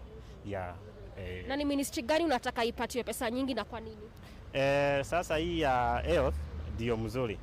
Sasa kwa sababu watu ni wagonjwa huku ndani. Sasa saa hii kunasemekana tu ni COVID tu. Hiyo tu ndio inashughulikiwa. Lakini wale wamegonjeka malaria, hii ukimwi hiyo. Sasa wanasubukana huku. Okay. Na pia CS alikuwa amesema that one of the things that ata prioritize ni kuensure that at least ana create jobs. Unaona ni nini wanafaa wafanye ndio at least hii issue ya create jobs isikuwe tu wanaongea lakini actually watengeneze jobs for young people. Lakini mimi wenyewe naona saa hii isiwe tu ni siasa tu, wanafanya siasa tu kupiga kuongaongea huko. Tunawaheshimu ni wakubwa wetu, lakini hata sijui hii Kenya yetu sijui. Okay, asante sana. Really just quite interesting views from Kenyans this early morning on what they're expecting the government to address. Let me speak to another gentleman. Good morning, sir. Morning to you. How are you doing this fine morning? Doing good. Tell us your name and what you expect. My name is Dennis Kiugo, and in today's budget I expect that a lot of funds is channeled to the Ministry of Health, such that wasaidia watu kununua vitu za kujikinga. First of all, zile projects zote zilikuwa pending, I would wish kuona zikisimamishwa, na zile pesa zilikuwa budgeted to those projects zielekezwe kusaidia watu na mambo ya kupigana na hiyo ugonjwa. At least in the coming few months tukuwe tumeiweza. Yeah. Wakenya wengi nimeongea nao wanasema wana expect prices of commodities kama unga, maziwa ende chini. Wewe pia ni mtazamo wako? Yeah. Actually those money should be channeled kusaidia watu wapate chakula. Like subsidies zenye tunasikianga tax imetolewa kwa unga, but ukienda kwa mashops it's not really there. So a lot of budget ikisomwa naweza kuwa ni tax imeenda chini ya commodities zenye watu uanga wanatumia daily. Yeah. Okay. And the issue of creation of jobs, especially for young people, government inaweza fanya nini? Okay, still government can use some money kutafuta manual jobs for those who are underprivileged. Unajua si kila mtu sahi yako job. Watu wengi wako kwa manyumba. So creation of jobs, tulisikia sijui kuna 6,000 jobs, watu wanaenda kuosha sijui barabara nini, but that's not enough. Yeah. So they should do more. They should do more. All right. Yeah. Thank you very much, sir. I speak to our last gentleman this early morning to tell us what his expectations are, what he wants the government to address this afternoon. Good morning, sir. Good morning. Tell us your name and your expectations. My name is Alexander Olilo. My expectations this day is that I expect the government to introduce sustainability measures for those who lost their jobs during this pandemic. What sustainability measures are the government putting in place to ensure that these people get something to put on the table? Because right now, as far much as they reduce prices of commodities, if there is that person who had an income and right now that person does not have something to keep him going, then that means there's a problem. And therefore we need sustainability measures that can be put in place by the government so that they can ensure these people have an income to make them move on. Yeah. Again, there's also this issue of the debt crisis that we are in as a country. What can we do to just evade and avoid this high debt? Okay, one thing I can say is that the government has failed in that part, because ever since the previous regimes, the debt has been increasing and increasing. But I think it's high time that the government decides on the way forward in far as cutting the debt, because you see right now, if we continue with this trend, that means that some of our living standards are going to be pushed down and down, because we have to pay the debt. At the same time, we have to make the country move on. So it's high time the government puts a stand on the situation and says that we want to cut our debt by this percentage, so that by the next 5 years we are left with a certain percentage that can be able to make us invest more as a country and not rely on the other Western countries for support. So it's high time the government pushes forward in terms of sustainability measures as a country that can keep us going, rather than depending on other countries to fund us for such things. Yeah. Right. And finally, which ministries would you like to see allocated more money, and why? The ministry that I would like us to be allocated more money is the agriculture ministry. This is an industry whereby each and every Kenyan relies on. This is an industry that has kept us going as a country, and therefore it's high time that the farmers should not.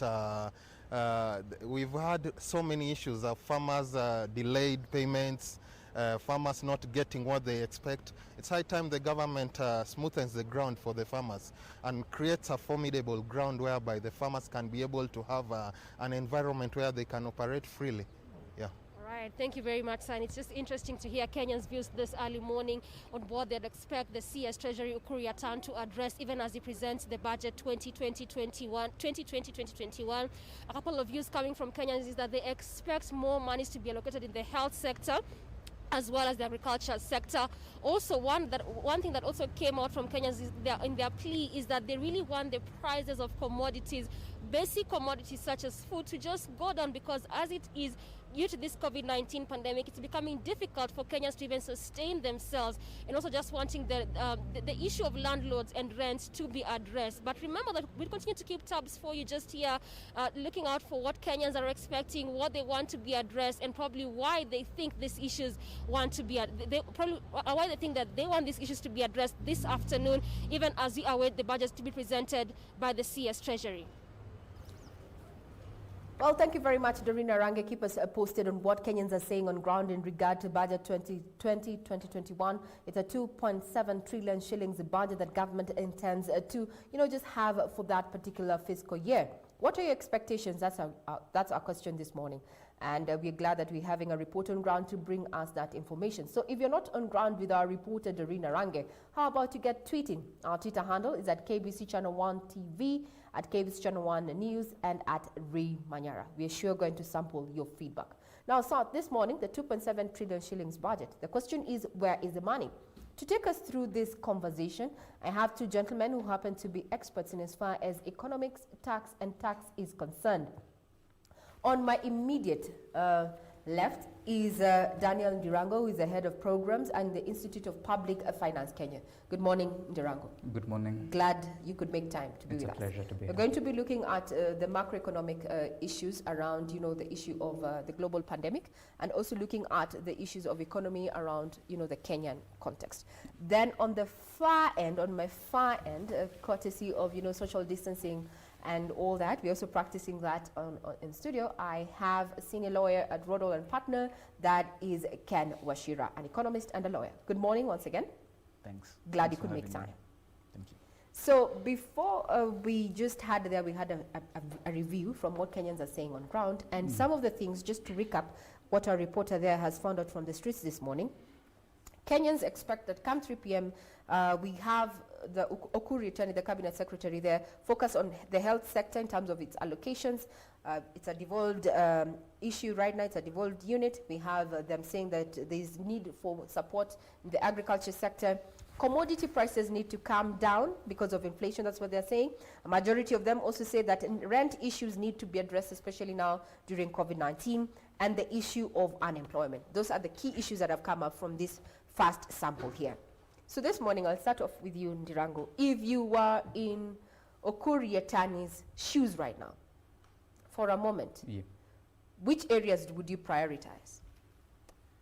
Right, so good question. It's COVID-19 is the single parameter that has adjusted our way of living, and the forces in the market cannot, demand and supply cannot alone work this out.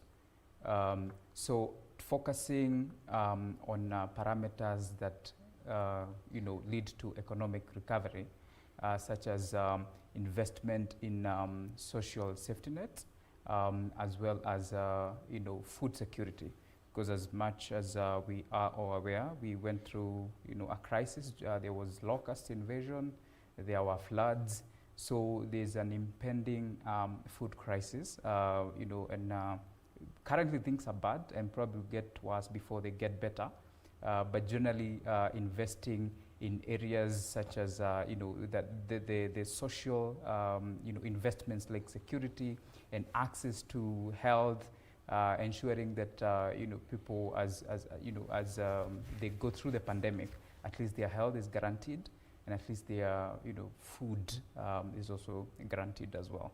The issue of rent, perhaps that one would be addressed in a different angle, because also landlords are part of the economy. So it would be very difficult for the government to try and adjust anything as far as the markets for real estate are concerned. Yeah. So for your priorities, I hear food security, Kenyans to have food on their tables and access to health. That is affordable health care. Those are what you would prioritize. Now, Ken Wachira, what do you think? What areas would you prioritize if you were Okuru Yatani today? Yeah, thanks. If I was Okuru, probably, and I agree with Dirango, areas to prioritize would be food security, business as well, employment, and health. My view is that health at the moment is the single determinant of how the economy will project. So if we're able to contain the virus earlier, the sooner we'll be able to open up. The sooner people will resume operations, people will resume consumption, so tax will be collected, borders will be opened, so I would prioritize health and food and business. Health, food, business. Well, quite. Then we're also reminding you, asking you if you were Okuru Yatani, and what are your expectations about the budget 2020-21? Keep texting, get us still on Twitter at Ray Manyara, that's my Twitter handle, as well as our official station handle, that is at KBC Channel 1 TV and KBC Channel 1 News. The hashtag is budget 2020. Now, we've said health, food, business. Correct. From where you sit, we're expecting this to be presented at around 3 p.m. this afternoon. Yeah. How will this year's budget vary, or deviate or compare to the budget 2020-2019?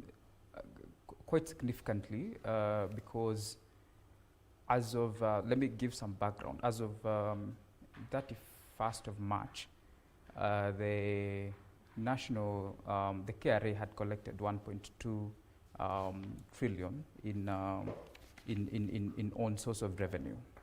And a generous estimate for the next financial year will be to say that we'll collect up to 1.2 trillion shillings. We have a 2.7 trillion budget, of which we are paying 900 billion, give or take, to debt. Meaning that we are using almost more than 56%, almost 56% of our budget in debt repayment. That leaves very little to even do the normal operations. And if we are going to collect up to 1.2 trillion, that is to mean that if we pay debt, we only have 300 billion remaining. If it goes to county, the national government doesn't even have anything to even pay salaries or operations and maintenance. So it is it is quite a significant downturn, because also the projection on revenue on economic growth is at 2.5, which some experts are disputing. They're saying the best case scenario will be 1%. 1%, yes. 1%, yeah. So we have it's a tightrope we are working on, and this will mean that we also need to boost our transparency and accountability, because if we have if we misappropriate even the little we have, then things will even turn into a very will be worse. So it veers significantly from what we had been used to, or this sort of a new normal. And the problem is that it affects almost every aspect of the economy. It affects your health, it affects your businesses, it affects almost everything. So, and like I had mentioned, if you leave the fiscal and monetary policies to be the only ones working for, adjusting to make sure that we have recovered, then that wouldn't work, in isolation. So we have to really rethink about how we are negotiating our debt repayment, because if we get a debt moratorium, if we are forgiven on the debt that we owe, that is due this year, that means we are saving more than 900 billion, which would be, more than what we could get even in aid to support our budget for the next financial year. So our options, the issue of debt is something that we really need to look out for, even as we're planning to have the monies. As you've said, what remains if we pay the current, debt that we have, what we have for development and as well as expenditure is just about 300 billion. That's quite, if you compare that is just a drop in the ocean. Now, I'd want to cross over to Ken Wachira there. Is that a report here shows that Kenya's public debt environment is likely to worsen, especially now that the country is at a high risk of defaulting in the repayment of its external debt. What happens if this ever takes place for us? We've never considered that. So what would happen? What would be the likely outcome? So ideally, once we default on our loans, we're looking at different scenarios. One, we're looking at penalty interest kicking in or default interest kicking in. So this is interest which would accrue when the normal regular repayments are either delayed or are not forthcoming. So we are looking at penalty interest accruing. The challenge with the loan agreements that the government enters, especially for external borrowing, is that they are kept secret. We have not seen these documents. They're not public documents. So ideally, it would be very difficult to state what exact measures would happen, but borrowing from what we've seen in other countries, particularly with Chinese debts, we've seen takeover of assets. Where, for example, if external debt was used to finance a project, the external financier would come in, take over the project, generate revenue from it until they're able to repay themselves. So ideally, depending on what was used as collateral for these facilities, then we're looking at a situation where maybe the lender would come in to take over this project. The case in point of Sri Lanka and its port there. Kenyans have been really worried about the Chinese actually sponsored or rather funded projects here. So that we need to think about that in a broader spectrum. Now, still talking about debt, we've seen that at the beginning of this year, actually around March, when Kenya announced its first case of COVID-19, we've seen the G20 coming in and say that they want to support countries that are dealing with COVID-19, and Kenya declined to take up this kind of particular funding. Should we have, Ndirango? Well, let me also mention that we, as far as our debt is concerned, we actually shouldn't be. It's only that it's not very practical for the government to operate without, external funding. But we have defaulted 4 of the 6 parameters we've put for, debt thresholds, meaning that we almost there. We are at high risk. Actually, IMF ranked as high risk. So of defaulting on some of these loans. So also. There's no country that can develop on aid. No country can develop on aid. It creates a vicious cycle of poverty, and you cannot get out of that. So the only sustainable and efficient and most elaborate way to finance an economy is through own source of revenue. Now, the challenge is we also have made a couple of adjustments or tax amendments that also has significantly reduced the amount of money we expect. To say that even meeting that revenue target would be quite a challenge. The support from the G20, of course, had their conditions attached to it, And I think the government refused on merit. I'm not sure which ones, but perhaps when the aid is, much needed, the government wouldn't shy away from taking it. So the G20 support perhaps was, declined on merit, I would say so, yeah. Now, Wachira, we've seen government under or rather especially Treasury under the current CS, that is Ukur Yatani, now moving towards from commercial loans and focusing on multilateral loans that are longer and cheaper. We're looking at a span of 30 years, to repay these loans. That is remaining optimistic that we'll be here 30 years come and we'll be able to do that. But now the issue of internal borrowing, what impact will it have in just the general economy as it is? All right, so internal borrowing has got two effects. Compared to external borrowing, local loans are more expensive for the government, yeah? So it means even the repayments and the interest the government will pay will be more. So it's more expensive and it's not ideally the best for the government. That's one aspect. Then the other aspect is that when the government is borrowing, the government is considered a less risky borrower compared to either businesses, small businesses or individuals. So banks will prefer lending to the government. That means that businesses will be starved of the credit that they need. Yeah. So we will be crowding out the private sector. Exactly. If we go domestic borrowing. Yes. Now, away from borrowing, maybe this is a question that Kenyans have always asked. Should we be worried the way government continues to accumulate debt? Is it something that should be worrying us at this point? Are we on the red? That's the question. We should be worried. And I think every time this question comes up, you'll hear, I think I had the National Treasury CS, Ambassador Ukur Yatani yesterday mentioning and comparing Kenya with Japan, because Japan has, I think, 300% of their GDP on debt. Yes, on debt. But if you look at the parameters that are used to rank, those debt thresholds, one of the key aspects is exports. And if you see, Japan is an exporter. We are, it exports globally. Their revenue streams also way beyond what we can even imagine. So comparing Japan and Kenya, blindly, does not really put us in a good place, because Japan has its own dynamics. Japan has good, export profile. They have, very significant revenue streams, which is not the case for us. So that does not work. It's so we should be worried. We cannot compare Japan and Kenya. No, we cannot compare. A heavyweight like Japan with ourselves. Yeah, with well, ourselves. we take a short break, but when we return, we're going to still be keeping up with expectations of budget 2020-2021. Government intends to spend 2.7 trillion shillings. Where's the money?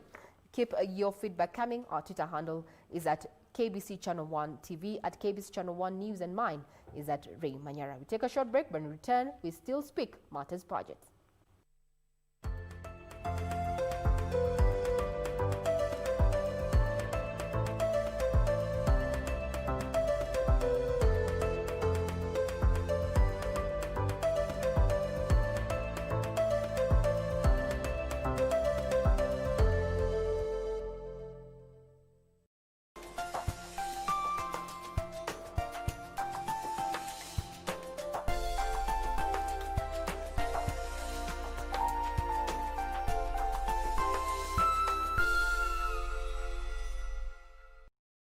On the next episode of Ashoka. Who would dare to steal from the palace?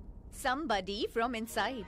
Who knows where the jewelry was kept? Even you knew about my jewelry, Queen Noor.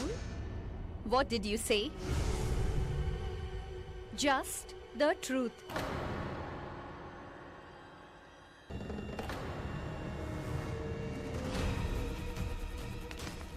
Close the gates. We have an intruder. Close the gates right away! Vasunandan, what if Ashok has been caught? Tonight on KBC Channel 1. We've all heard the saying, stay home and stay safe. But what happens if you get forcibly evicted from your home? From the east, west, and south of Africa, hundreds of families have been evicted from their homes by their own governments. on grounds that they've built on disputed land. The sound of trouble also knocking on the door. We are going to die! I don't want the kids to live with your mother! She's awful! I think I know someone who can help. Can't believe out of hundreds of clients, you remember this one guy. Well, I've always been good with names and faces. Claire Foster. Hey, man. I do private security, dealing with rogue governments, black ops. This is the NYPD. Oh my God, that's them. Find the triple horns. What are you doing here? We didn't have a reservation, so we took yours, and now they think that we're you. You just took our reservation? What kind of people are you? Not a big deal. They had no idea who they were dealing with. This weekend on KBC Channel 1. You take my baby, eh? Yeah. You take my baby and ram it onto another car, and then you try to escape. Murume anakuambia zakayo hapo kwa mtu usiingilie, umesikia? Usiingilie matusi my friend, wewe. Point of correction. I have never had a boyfriend. Certainly not Solomon. It is okay. I knew you guys would never come to my rescue. And just a few minutes ago, you were helping Farah out. Why not me? Why not me? Excuse you, you cannot compare the two of us. You deserve what you are getting. Right, Tito? Lua. Take it. Stupid clothes that you've been bugging me with, stealing my peace. Kwenda. Classmates, every Saturday on KBC.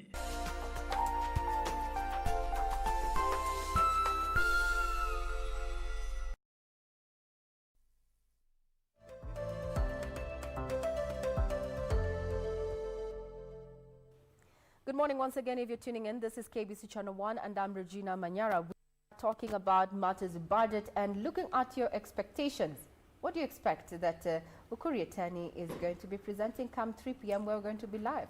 Well, to take us through this conversation and just trying to put the budget into perspective is two gentlemen with me, different experts from different fields, economy and tax, as well as public finance. We have the head of programs in the Institute of Public Finance Kenya on my immediate left. That is Mr. Daniel Ndirango. Welcome once again. Shukran. Far end is Ken Wachira, who is a senior lawyer and also an economist at Rodel and Partner. Before we took a short break, we were talking about the issue of debt. And as it stands, we were talking about the issue of moratorium and why we need, at this point, 909 billion from our budget needs to go to paying loans. That leaves around 300 billion, a drop in the ocean, given our current expenditure as well as our operationals, But now, how does government plan to actually finance this 2.7 trillion shillings budget? And since we've talked about that, there's some of the proposals that are coming in is the issue of proposal to proposed to reintroduce a 14% VAT on gas, or rather LPG gas. What impact will it have as far as, clean energy, or rather support pushing and boost for clean energy? Dirango, let's start with you. Right. So the 14% increase is, it's twofold. One is to boost revenue, and also is a move towards, enhancing, the use of clean energy. And most of those measures that are geared towards addressing externalities, or geared towards addressing issues, environment, addressing issues, pollution and all those things. Sometimes also revert to a decline in the use of the same. So that would also mean that the amount expected for that 14% increase may not actually be realized, because one, it's a measure to increase revenue on that bit, but also to encourage the use of clean energy. Now, still talking about areas that Ukuri is looking at to finance this particular budget, Ken Wachira, there's the issue of sin tax. The alcoholic industry has also, is said to suffer some more excise duty, especially on the on spirits, yeah? And the bill also creates, that's the finance bill, just looking at it that way, they're saying that the issue of illicit trade has seen, you know, especially cigarettes, and that has also affected them, and they want this eased. Are we going to have sin tax reduced from where you sit, or are they still going to bite the bullet? No, I think the government will most likely increase tax, sin tax as proposed, or as it's being speculated it would. The reason being the government needs money. Yeah, and the government will turn to whatever sources it can to raise money. So yes, probably it's going to be an increase in sin tax. And just to add on LPG, I think the government's intention again is still to raise revenue, and this has an effect on clean energy. And this is not only seen on LPG only. The government is also proposing on increasing or introducing 14% VAT on solar batteries and specialized equipment for generating wind energy. So at a time when we are trying to move away from fossil sources of energy and move to clean energy, we are seeing the government is now trying to introduce this tax. Will have an impact on the industry in terms of investment and in terms of the cost of this equipment. Yeah, so I do not think it was the best idea for the government to move to introduce VAT on solar equipment and LPG gas. Clean energy, yeah? Yeah, clean energy. It will affect the uptake of clean energy. Now, one of the other areas, other than just the, you know, the alcoholic industry, is that there's a proposal. It creates, a bill also creates the National Roads Toll Fund. Now, tolls will be collected, will be remitted to this particular fund. What's your take on that? As a motorist, I think it's not going to be the best thing. I wouldn't want such at all. But again, we have to weigh, we have to look at what the realities of the situation. The government has borrowed for infrastructure projects such as roads, and if they are unable to pay, they cannot go back again to borrow to repay these loans. So again, we are looking at a situation where the government hand may be forced to actually introduce the tolls.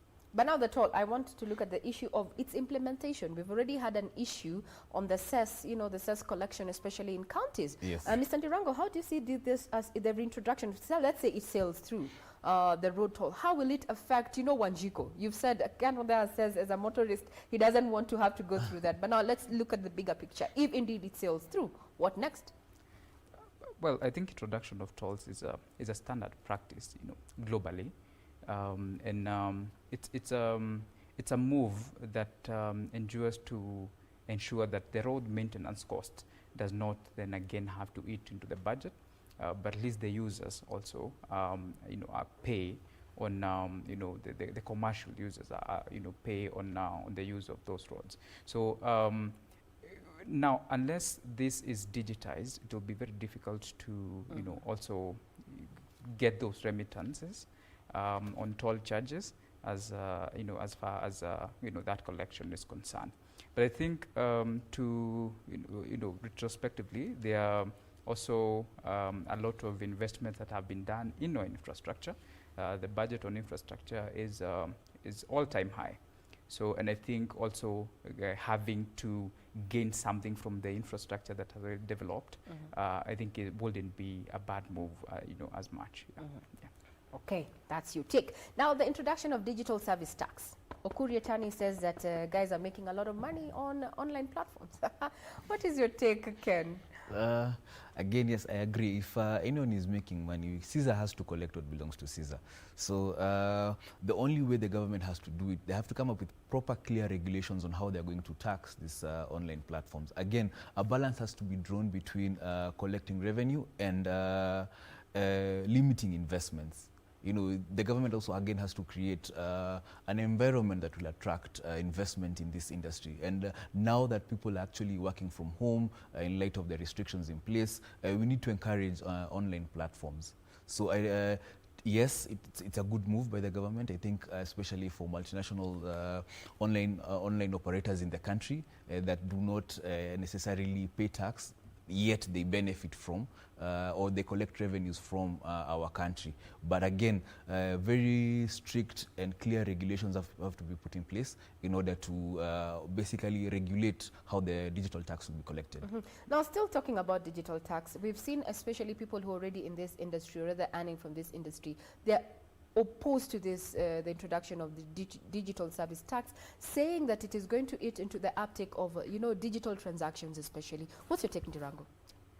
Well, I think there are even guidelines that have been developed towards digital taxation. And I think it's a good move. Let's all contribute to building our economy, because if we are benefiting, it's important for us to also accrue the same benefits to allow the government to continue financing some of these aspects in our economy.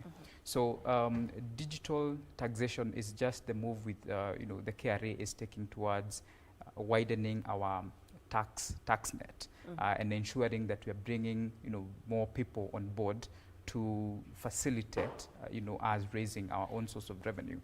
A lot of tax or revenue generated by KRA, a lot of it is from the employed, right? The formal sector.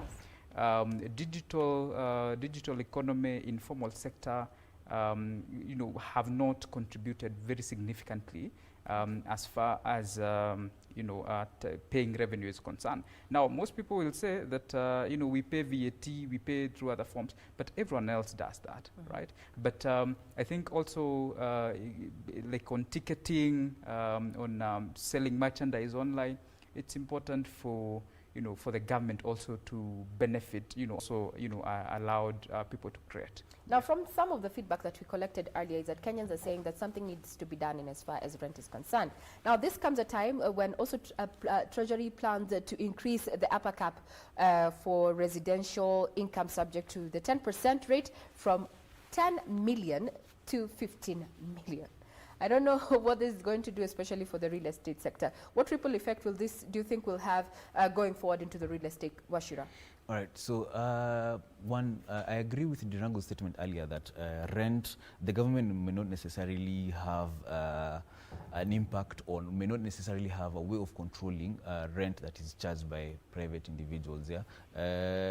And again, this is because housing has been left to private developers for a very long time.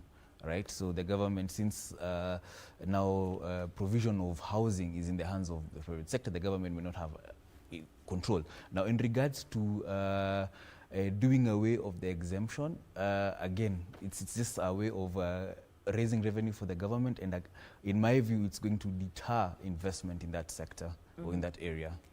Yeah. Now, doing a quick survey about what Kenyans are saying about, the expectations of the budget, and I'd want, the budget pitch would be empty if it does not address ugali, sugar, and fuel prices.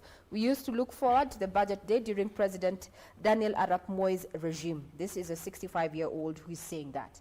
Focus is on ugali, sugar, fuel prices.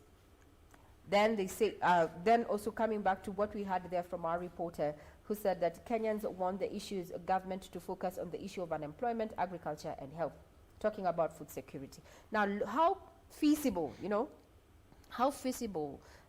is this, just making the commodity prices come down in light of this inflation? Because that is what Kenyans are looking out for. Are we going to see it, or is it just going to be a disappointing budget come the end of the day? Let's start off with you, Ndirango.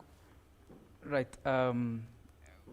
Well, I am hopeful, because the government also has, very deep understanding of how the dynamics of the economy have, have worked, and the prices of, of food generally. That is, that is like it's in every person's mind that we need to adjust our prices so that everyone can at least afford, something at the end of the day.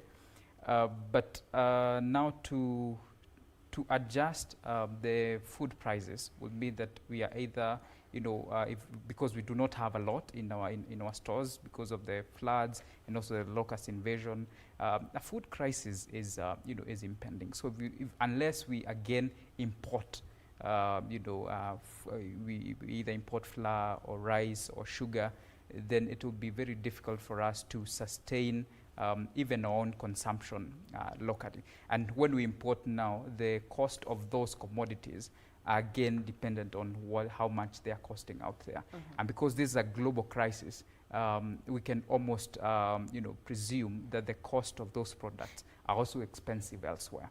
So yeah, so generally it's a catch-22. It's a tricky situation for the government, but I'm sure because they are aware of some of these dynamics, then they can be worked out. Yeah, you're right. Are you as confident as Ndirango here to government listening to Wanjiko there, especially when it comes to, commodity prices, the basics, the unga, especially unga and sugar and fuel prices? Washira, are you as confident?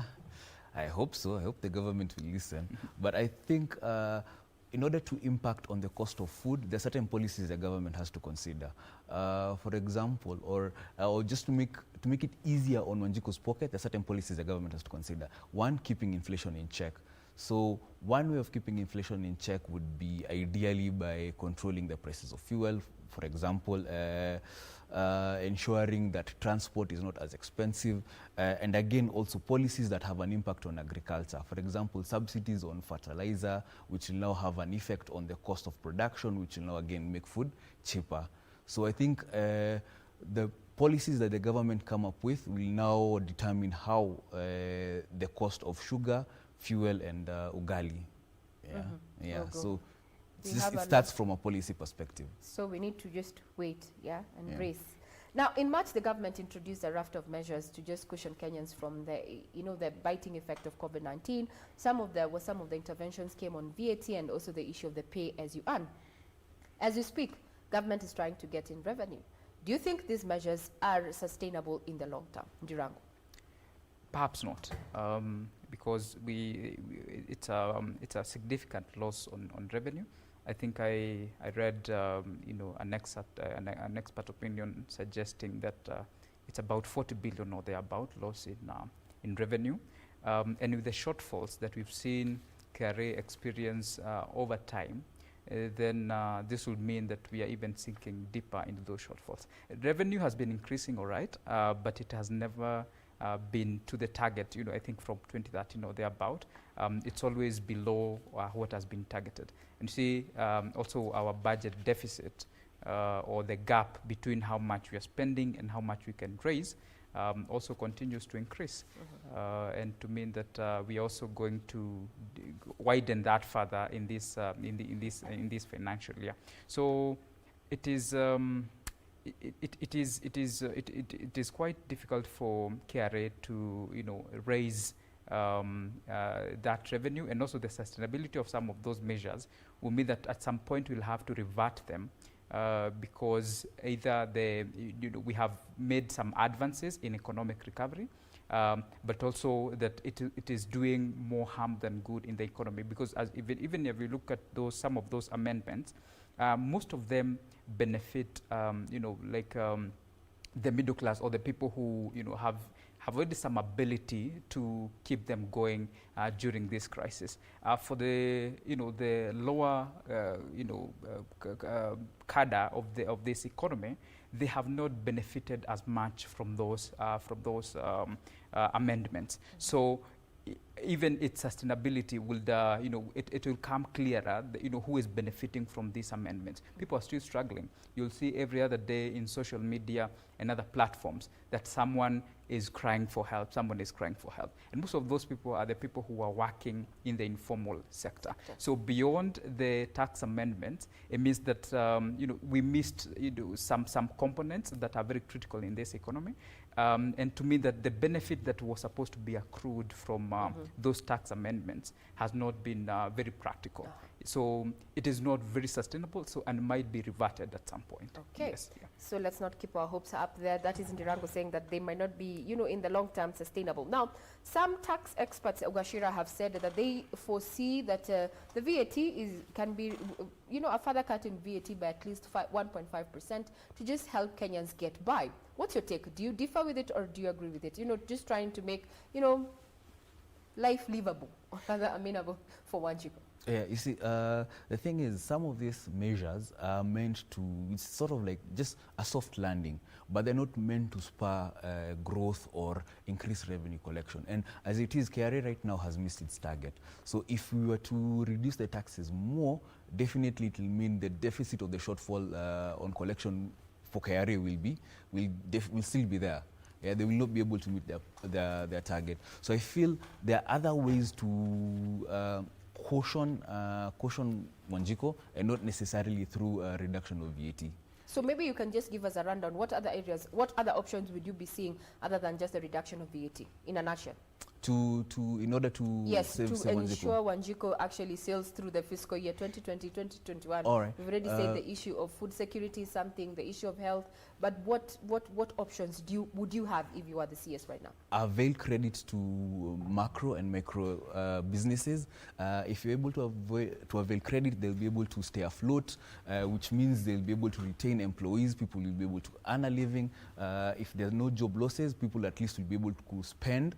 If people are able to spend, KRA will be able to collect. So that's one way, availing credit. Again, for agriculture, subsidies, providing storage facilities, so these are some of the measures that can be introduced at least to ensure that Wanjiko keeps on earning money. Again, if you avail credit, I saw an argument online the other day. Someone was arguing if there is credit or there is some sort of support for micro and macro businesses, they'll be able to stay afloat, they'll be able to pay rent, they'll be able to pay salaries. And if people are able to continue working, then again, with the cash in hand, they'll be able to at least consume, KRA will get money. So the cycle will continue, will continue. So I think these are some of the things that government can consider. Food and businesses, as I said. Food and business, avail credit to macro and micro enterprises or rather businesses, and subsidize inputs to the agriculture. That is Ken Wachira. They said that is what he would look at rather than just lowering the VAT that was lowered. Yeah, we're talking about the tax measures that government put in place to support Kenyans during the COVID pandemic. Now, as we come to a close in Ndirango also, from where we sit, you've already given the overview.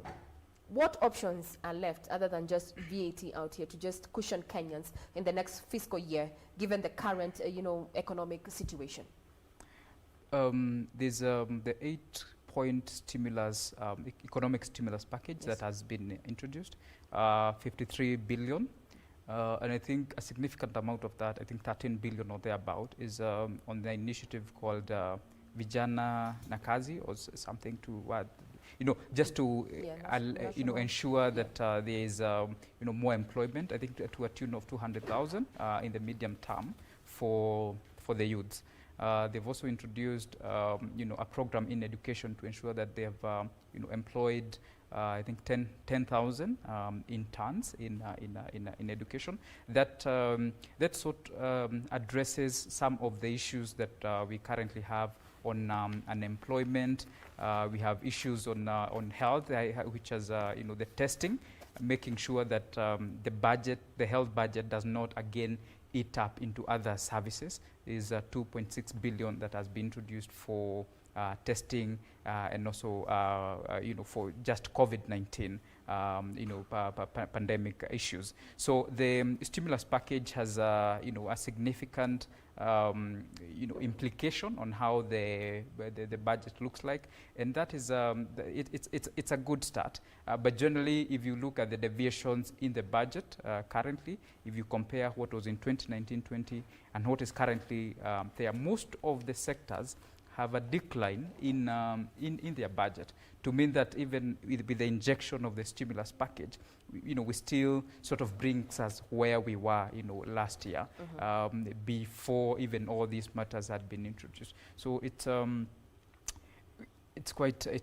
are difficult times. They are difficult times. Difficult times. Yeah. Now, Doreen would want to hear what Kenyans are saying on ground. Doreen?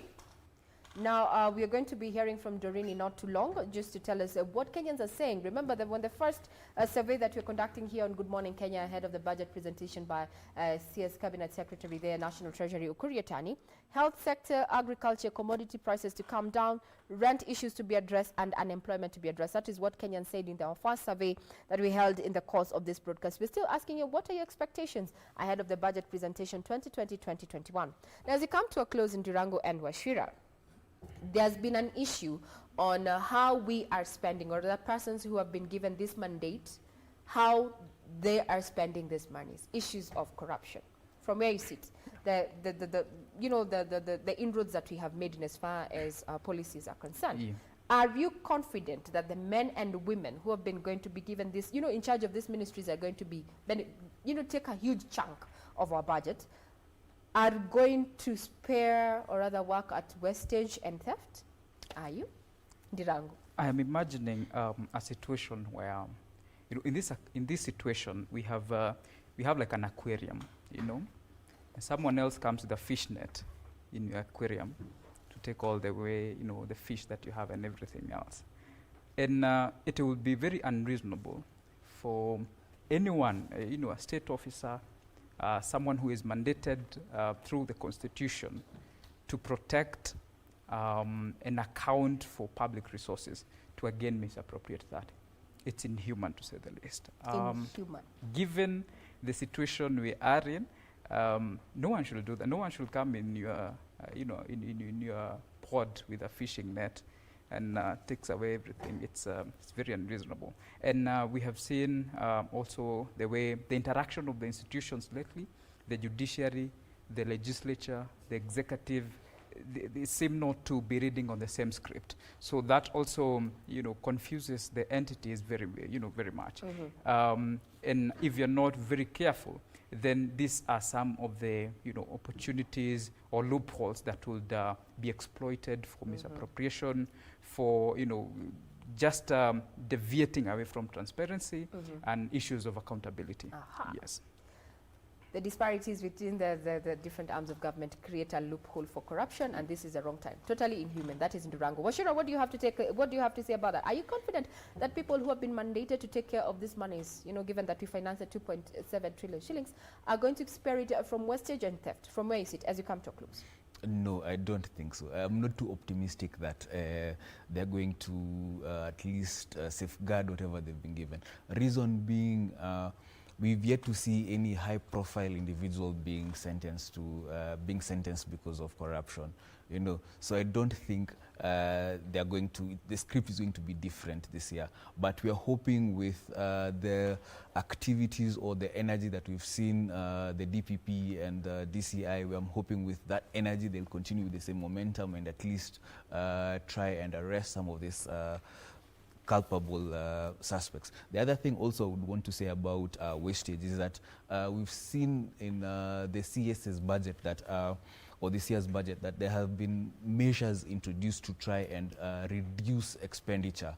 So hopefully the spirit that has been introduced in the budget to try and reduce costs will be adopted by some of these ministries, and they will be able to again also save on expenditure or unnecessary expenditure. Very well said. As we look at the budget 2020-2021, my guest this morning, far end, is Ken Wachira, who is a senior lawyer at Rodall & Partners, and also has some expertise around economy. Thank you for making time, Ken Wachira. Thank you. And on my immediate left also is Daniel Ndirango, who is the head of programs at the Institute of Public Finance Kenya, saying that yes, we need to manage our expectations and that corruption might just put us in a more precarious situation more than we are as Kenya. So do keep it right here. We're still focusing on budget 2020-2021. I'm Regina Manyera.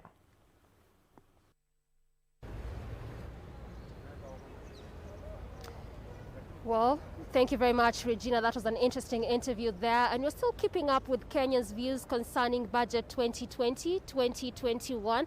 Just trying to hear Kenya's expectations for this year's budget, what it is they expect the CS to address, even as we are preparing to listen to his speech this afternoon. Remember, in the first hour, when we're looking at Kenya's expectations, a number of issues came up, among them being just the reduction of basic commodities, the reduction of the prices of basic commodities, key among them including flour and milk. So right now we just want to continue hearing from Kenyans and what it is they want the CS to address. Will it still be the issue of basic commodities? Will it be something else? Let's just hear from one gentleman this early morning. Habari yako? Mzuri sana madam. Tuambie jina lako na nini una expect CS aongelele. Okay, kwa majina yangu naitwa Amos Wanjala, natoka upande Western. So what I'm expecting from today's budget, si positive sana, ni negative, absolutely. Juu kulingana na venye tunapambana hii janga la COVID, sioni kama siasa atatufeva sana sisi wananchi. Mara mingi pesa mingi yenye itatukuma upande wa kufight hiyo COVID. Maybe sisi pengine tunasatengwa kwa wakati kama huu. Na pia vinyo nasema CS kuweka pesa nyingi pale kwa upande wa COVID. Wakenya wengi walikuwa wamesema wanataka pesa mingi wekwe kwa health sector. Huo pia ni mtazamo wako? Yeah, inaweza kwa upande wa health sector, but unajua watu kama sisi wenye tuko at least tunazunguka huko sio wakonyo. Unajua wakiweka upande wa health sector haitatusaidia sisi. Mpaka lazima mtu akuwe mkonyo ndio pengine asaidike. Okay. Na pia kumekuwa na issue of creation of jobs which the CS had mentioned that at least itakuwa prioritized kwa the CS budget. The young people will get jobs, youth will get jobs. What do you think about that? Hiyo nayo mimi kwa maoni yangu sioni kama kuna kitu ya kazi hapo. Sincerely speaking, because at this moment over 1 million people they have lost their jobs. How do we expect creation of jobs equal available and yet million of people have lost their job, you know? So hata kama itakuwa creation of jobs, wale milioni moja wenye walikuwa wamepoteza kazi pengine ndio wanafaidika na kitu kama hiyo, lakini sisi wenye tulikuwa pengine hatuko kazi nini na nini hatuwezi tukafaidika kutokana na hizo kitu. Yeah. So wewe ni nini unaweza expect government ifanye at least ku ensure watu wanapata job time yenye watu wana lose jobs? Madam, ni ngumu sana unless kama hii janga la corona litaisha kwanza ndio pengine tuanze kufocus mambo ya kazi ama nini na nini. Yeah. Janga la corona liisha kwanza. Yeah, exactly. Okay. And what about the debt ceiling? We still have a high debt as a country. What do you think the government can do to reduce that? Upande wa kulipa deni hatuwezi kusema watapunguza, hata wataongezea kukopa juu kufight hii gonjwa la COVID-19. Lakini upande wa kulipa nayo ni sisi tu wananchi tutakarimika tulipe baada ya kupambana na hili janga la corona. Yeah. Okay. Na wewe sijasikia kusema unataka reduce prices ya maziwa, mkate. Sincerely speaking, hawatapunguza. At this moment inaweza simama tu penye iko hapo.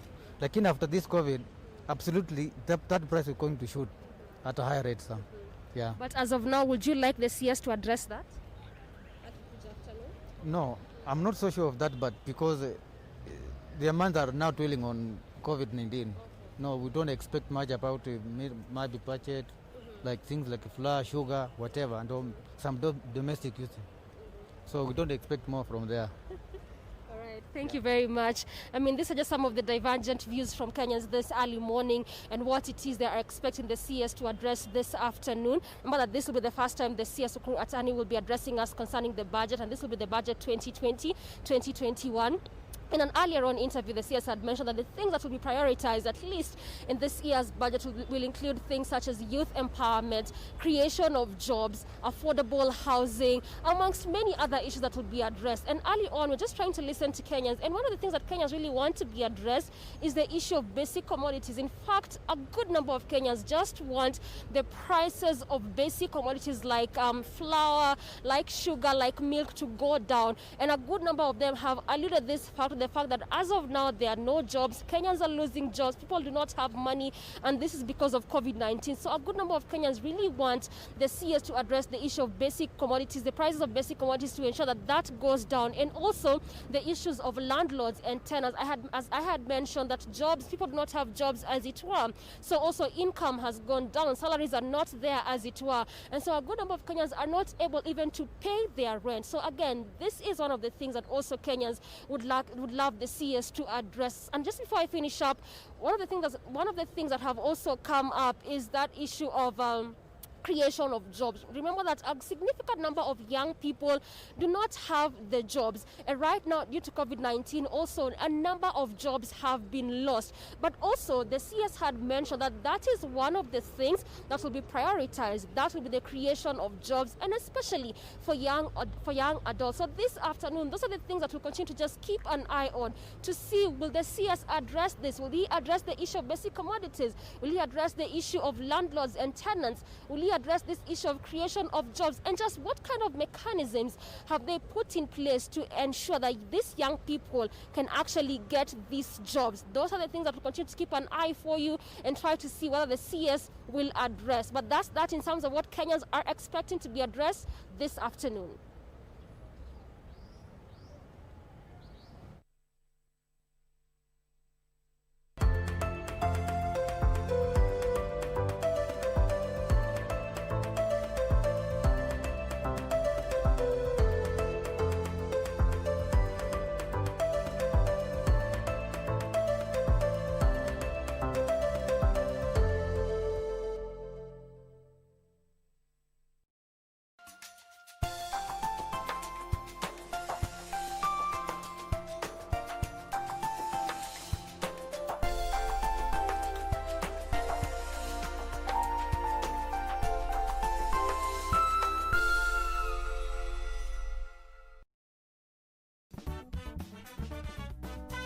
Some of the greatest people we meet are women.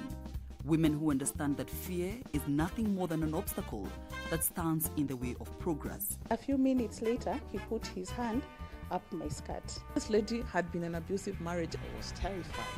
Been set up. You've been set up by your boss? Yes. This is how shocking it is. Yeah. The lucky ones and the strong ones are the ones who go out and start talking about it. Women who understand that when life hits you hard, you do not tremble, but instead you hit back harder. Everything that you do has consequences. The moment we do not speak about sexual violence, we are effectively condoning the practice. Doing things right is a challenge, but doing things right consistently is a greater challenge. An event can happen in your life and it instantaneously changes the way you do things. Living my life reflectively. We need to learn how to have those hard conversations. We just have to know when to say no. Power is not given to you. You have to take it. And it's only when we truly embrace the power we have as women that we achieve remarkable things against all odds. Dadas, this Sunday at 4 p.m.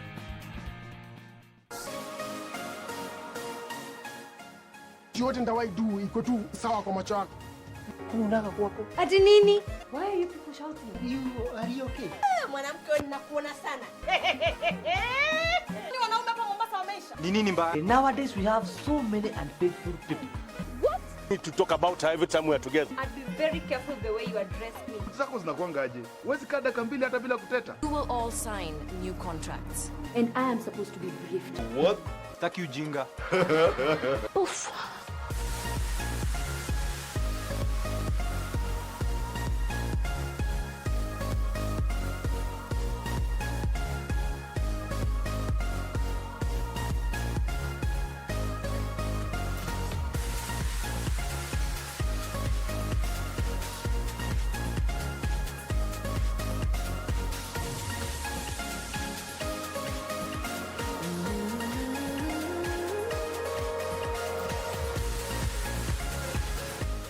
Two women who have the same name, Elena. but are not willing to share the same man. One will fight for life, I'm Eduardo's wife, not her. I am. the other will fight from the other side.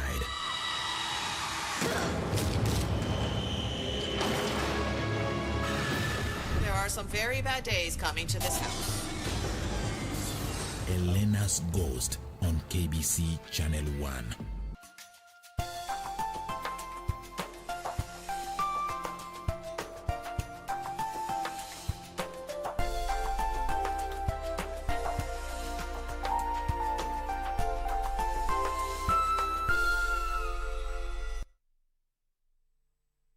Siasa, ilikuwa siasa last year.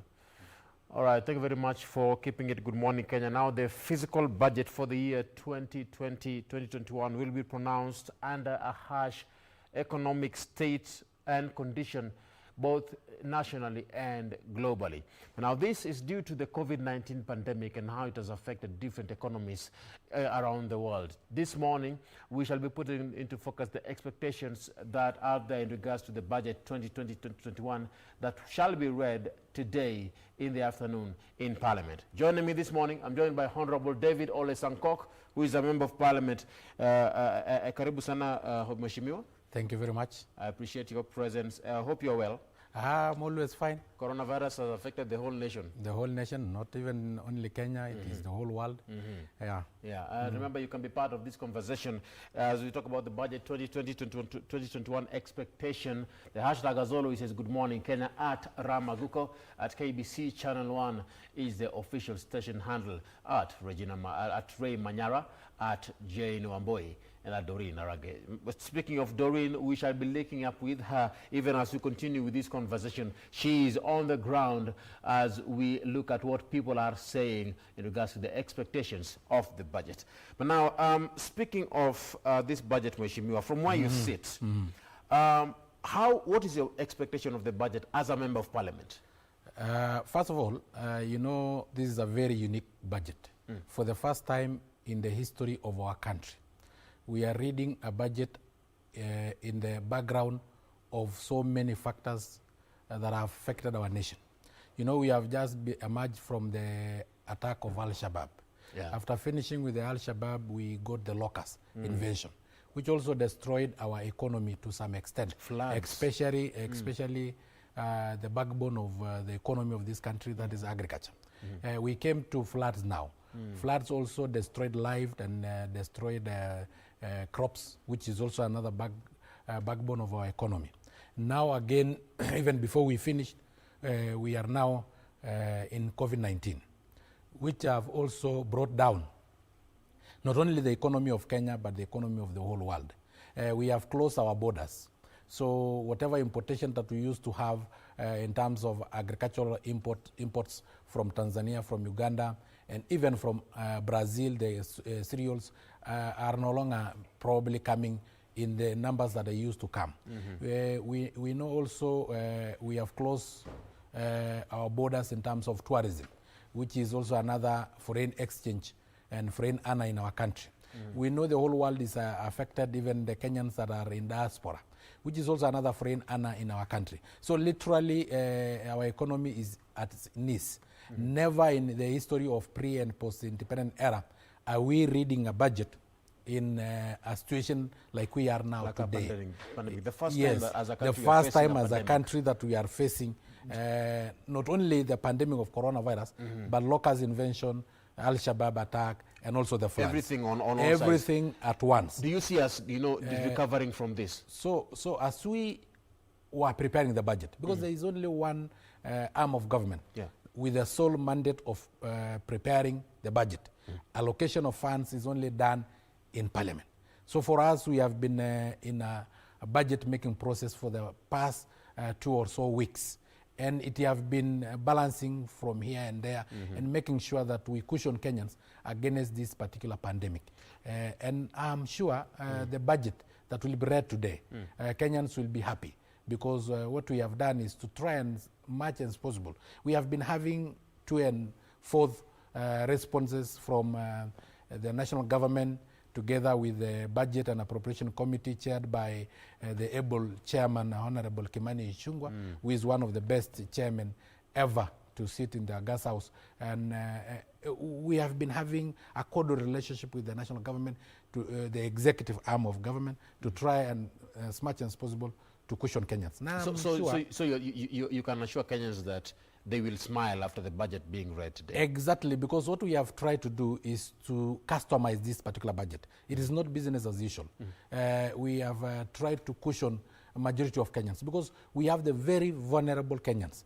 We have 200 million for cash transfer for persons with disability, because we know they are more vulnerable than any other person. Because first of all, persons with disability, the government have tried to assist them to some extent in terms of access to government procurement opportunity, tax exemption, and duty-free vehicles, and even the cash transfer to severely disabled persons, which was there. But remember again, almost 50% of our persons with disability who depend on donors. The borders have been closed, so donors are no longer coming in to assist. We also, persons with disability being assisted by churches and religious organizations, which are also closed their doors. So you find that persons with disability have become more vulnerable. And that is why we have a cash transfer scheme that persons with disability have been identified, some have been targeted, because not all of them are poor. So in the budget, there is an allocation. There is an allocation. For persons with disability. Yes, severe disability. There's also an allocation. For instance, there was a proposal that I had brought to Parliament, which I don't know if it will be reflected, but if it will not be reflected in today's budget, we'll still further renegotiate. Because there is normally the capitation money that is sent for every student in our institution of learning. Capitation money. You know, primary school is supposed to be free, secondary school is supposed to be free, so there is an allocation for every student. Now, all students are at home. So we have said, why don't we use this capitation fee, capitation money, and redirect it to the Ministry of Agriculture? Because majority of Kenyans have now migrated from urban centers to rural areas, because of the bills that are come with the urban centers, the rent, the electricity bill, the water bills. So when they go to rural areas, why don't we tap their energy there in the rural areas and invest in agriculture more than because education is now closed. Now, Mheshimiwa, when it comes to Parliament, yes, I'm aware that members of Parliament at some point were giving their comments in regards to how the Treasury Cabinet Secretary was preparing the budget. And they say that he prepared the budget without taking into account the economic realities of the day. That's what I have told you, my friend, that we had a back and forth. Because, of course, the executive come up with the budget estimate. But it is the Parliament that will eventually have the final say. Now, what is your take in regards to how the CS has delivered so far to this point in time? Excellent. Because he came up with the budget estimates. We put our input. We sent it back to him. He reflected whatever we have told him, and now he discussed the budget like I think the day before yesterday. We are still discussing about that budget. Yeah. So we have had a cordial relationship between National Assembly and the executive, because the executive give us the budget estimate. Ours is to make sure that this is what we reflect, because it is the National Assembly which is the representative of the people. So it is us who actually make sure that this is what Kenyans want. So let's look at the different aspects of these conversations that have been there, because also we've had proceedings in Parliament in addressing these issues. According to the Parliament Budget Appropriations Committee, Treasury was supposed to look into the economic impacts of the COVID-19 pandemic while allocating financial resources according to the public, across the public sector. Now, how was this concluded during all these conversations? The conclusion is what we can, a mutual understanding, because whatever Parliament had, because remember, this is a conversation between two arms of government. Yes. Just like the conversation that we have now. The conversation that we have now, you ask me a question, I also respond the question, you also put your input, I also put my input, and then we come up with a conclusion. It is a two-way. It is a two-way. So it is bound that you will have such responses that Parliament, like now, if I stand as a representative of person with disability, I'll say, what is for person with disability? I will be told 200 million. I will say it is not enough. Of course, I will be convinced that even if it is not enough, we also have other sectors that need. We also have the orphans and vulnerable children, which need this money. We also have the elderly persons who also need this money, and we have Kenyans who are manual workers who also need to be cushioned. We have a lot of Kenyans who have lost their job, especially in the hospitality industry, who also need to be cushioned. So we had a 2 and 4, but does not mean that we had any bad blood, and does not mean that there was something that executive did that we did not like as Parliament. It was only that everybody, as a representative of the people, you also have to fight for your people. To some extent, and you will be convinced, and I am sure we have been convinced this is how it was supposed to be. And then again, the first budget estimate that was brought to Parliament was as if it is business as usual, that the allocation was done the way it used to be done to maybe big mega projects, and we said we don't have... And that was the area of concern for we don't now have to invest on mega projects, because Kenyans are going on hungry. Kenyans are not able to pay rent. Kenyans are actually starving. So what we will need to invest on is the priorities. So we as Parliament, as the representative of the people, executive, it is the Kenyans that voted for this constitution, which made sure that the CSs are not representative of the people. They are technocrats. And when it comes to technocrats, they will think of roads, they will think of airports, they will think of other mega projects. But as a representative of the people, who are always interacting with the people on the ground, we know the needs of the people. So we brought in the need of the Kenyan people,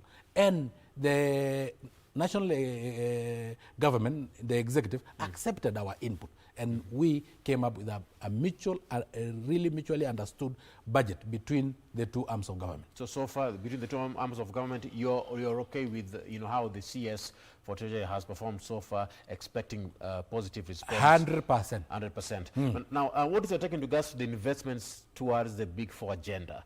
Are they substantive so far? Of course, we are on the line to achieving the Big Four agenda of our president. And of course, the Jubilee Manifesto, which had a lot of promises to Kenyans. Electricity connectivity, free education. Of course, education institutions have been closed. We wanted to make sure that there is free maternity. We wanted to increase our road network by another maybe 3,000 kilometers of new tarmac. We wanted the standard gauge railway to reach to Kisumu and so on. But you know, this pandemic, nobody expected this pandemic. Nobody expected the locust invasion. Nobody expected the magnitude that we had in terms of floods. So now the priorities have been changed. So the Big Four agenda may at least delay for some time because of the investment that we will now do in terms of cushioning Kenyans. You know, the president recently released 10 billion of cash to the cash transfer to elderly, orphans and vulnerable children together with severely disabled. That is a total of 10 billion Kenya shilling. 10 billion Kenya shilling, if you divide with the 50 million per a kilometer of tarmac road, you know how many kilometers of tarmac road it could have done. So that tarmacking of that road probably may delay for some time, but the issue is that we are still on course in achieving the Big Four agenda of our president and the Jubilee Manifesto, but we have to deal with what is happening now. How are we going to look into the budget? Because the Big Four agenda also has to be budgeted for. Yes, and that is why we are saying you have had institution complaining. You have had judiciary complaining because of because of reduce in terms of funding. You have had also Parliament. Our per diems, our travel cost money have been reduced. But it is because we have reduced money across board. Even county government, I know they will be complaining because we have reduced allocation of every sector so that we can also put money into the COVID-19 in cushioning Kenyans. And as you are aware, is that when we reduce probably money meant for judiciary, of course there is some infrastructure that will reduce in terms of funding. The same with the infrastructure in terms of roads, in terms of the Big Four agenda, the housing and so on.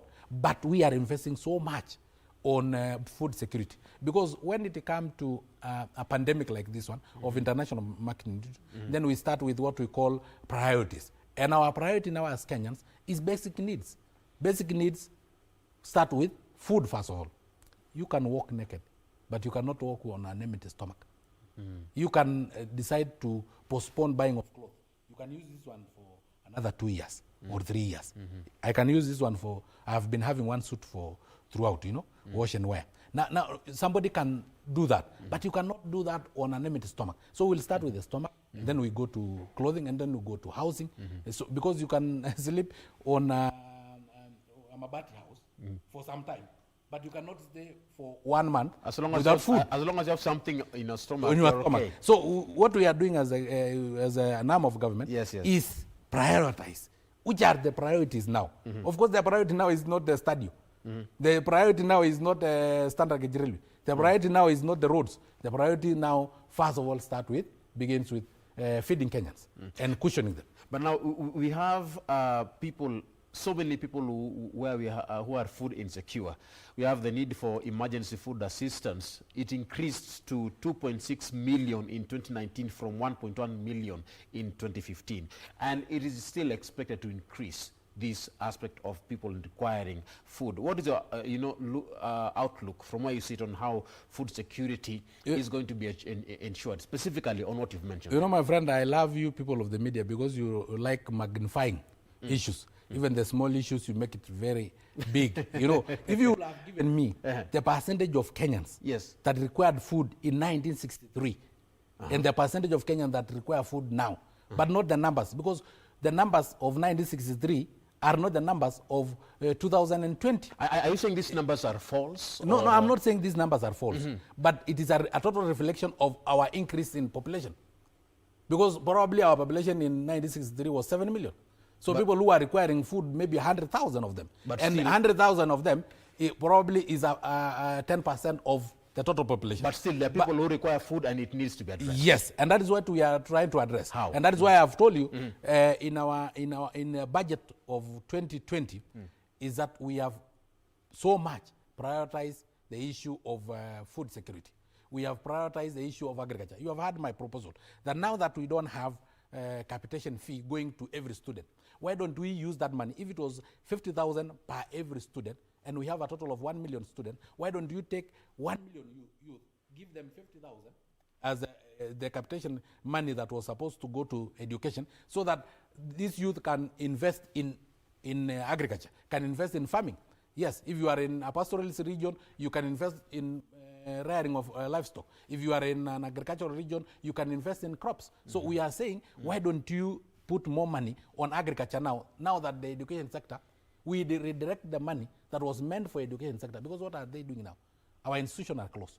We may be opening on September, and it is not even in guarantee. And we may be opening only candidates, that's class 8 and class Form 4s. So what about the capitation fee that was meant for other students who are supposed to be in school and now they are at home?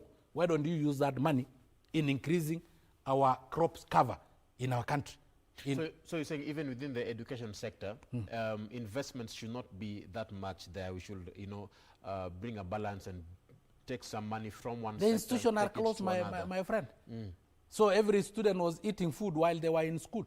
They are now eating food at home. We had money for every student. The capitation fee, that is what I'm talking about. I'm not talking about salary of teachers, because they need to receive their salary. I'm not talking about salary of non-teaching staff. I'm talking of that capitation fee that was meant for every student. Why don't we invest that money into agriculture now that students are at home? So that's what we are saying. We are balancing. We are directing some money from this institution to another one. So if the Ministry of Education today come and complain of the reduce in their budget, it is not a normal complaint.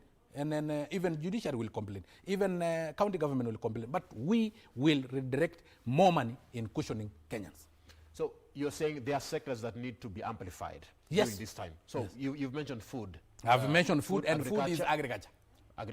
What other sectors? I've mentioned about maybe housing, because Kenya need shelter. And for that purpose, they need cheaper housing. So we can continue with the Big Four agenda, the part of housing, simply because Kenyans need housing. You know now paying even rent for Kenyans is difficult. And balancing between telling landlords not to charge rent. How do you tell somebody not to charge rent who have invested and who have bank loans? You're asking them to waive the rent? If possible. Because we cannot have a legislative framework. We cannot have a law to force your private investment to be for free, for public. It is not possible. We cannot make that law. It is nowhere in the world. It will affect someone on the ground. Yes, because now we have the transport sector. People have taken loan to buy matatus. And then I tell them, okay, don't charge a transportation fee. They are buying fuel. What will they use to buy fuel? They are servicing their car loan. What will they use to service that loan? If you are telling a landlord, don't charge rent. Now, how will they be paying their bills? How will they be paying their loans? So we are telling landlords, out of humanity. These are pandemics that have affected all of us. There are philanthropic people who are even donating their own money. Out of that philanthropy and out of humanity, if you can waive a certain percentage of rent for Kenyan citizens, but it is the ultimate responsibility of the government to give its citizen shelter. And that's why we are saying the housing, the Big Four agenda in terms of housing will go on. So that discussion needs to be there between landlords and tenants, so that we can know different landlords in different parts of But there the will country. be no law to tell landlord don't charge rent. There will be no law. There will be no law. Yes. Now, what is your take in regards to how we can use the Big Four agenda to be a driver of the towards economic recovery in the next financial year? Now we have the four. Yes. That's why we call it the Big Four agenda. Two of them are priorities. I've just talked of housing. I've also talked of food security. Manufacturing. So that's why we are saying we'll invest so much on food security. Manufacturing, yes, but it's not as a priority as compared to food security.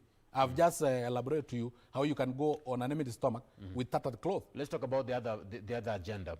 Health. Of course, that is another priority, and that's why we are investing. We are saying the Big Four agenda. 3 out of the 4 are actually priorities to us, and that's why we are investing so much on the health sector. If you see now the budget today, you will find that a lot of money will go to the health sector. Will go to insurance, health insurance firm like NHIF, so that we will make sure that we have cushioned Kenyans, because we are now anticipating Kenyans getting sick. And no, but Mheshimiwa, isn't manufacturing a key sector in the economic recovery plan? We are saying all of them are key and they are priorities. But if you prioritize, you will see that it is not as urgent as the others, because manufacturing will come in recovery of our economy. Yes, after ITF, the pandemic probably have subsided, or we have been able to control the pandemic. So it will come a bit later. It will not be like food. You know, you can wait to buy other clothes, but you cannot wait for food. Yeah, you can wait to build a better house, but does not mean that we will wait for food.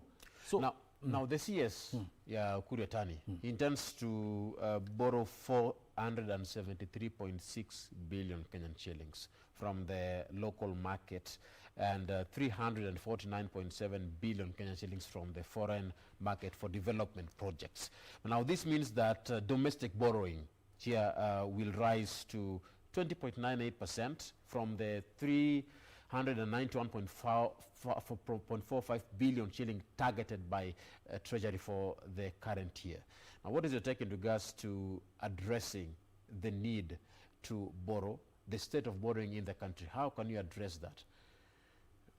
You know, my friend, let us even take a typical example of a common Kenyan citizen. Yeah. If you go and take a loan, you may take 100 million, I take 1 million. The pertinent question is that, how have you invested your 100 million? How have I invested my 1 million? If you invest your 100 million nicely, and I invest my 1 million nicely, then you will not tell me, why did you borrow less, or why did you borrow more? What we will be asking is that, is the borrowed money invested in the targeted projects and in the right way? Has it brought anything? If it have been invested in the right way, because I've heard Kenyans saying that the Jubilee administration have borrowed.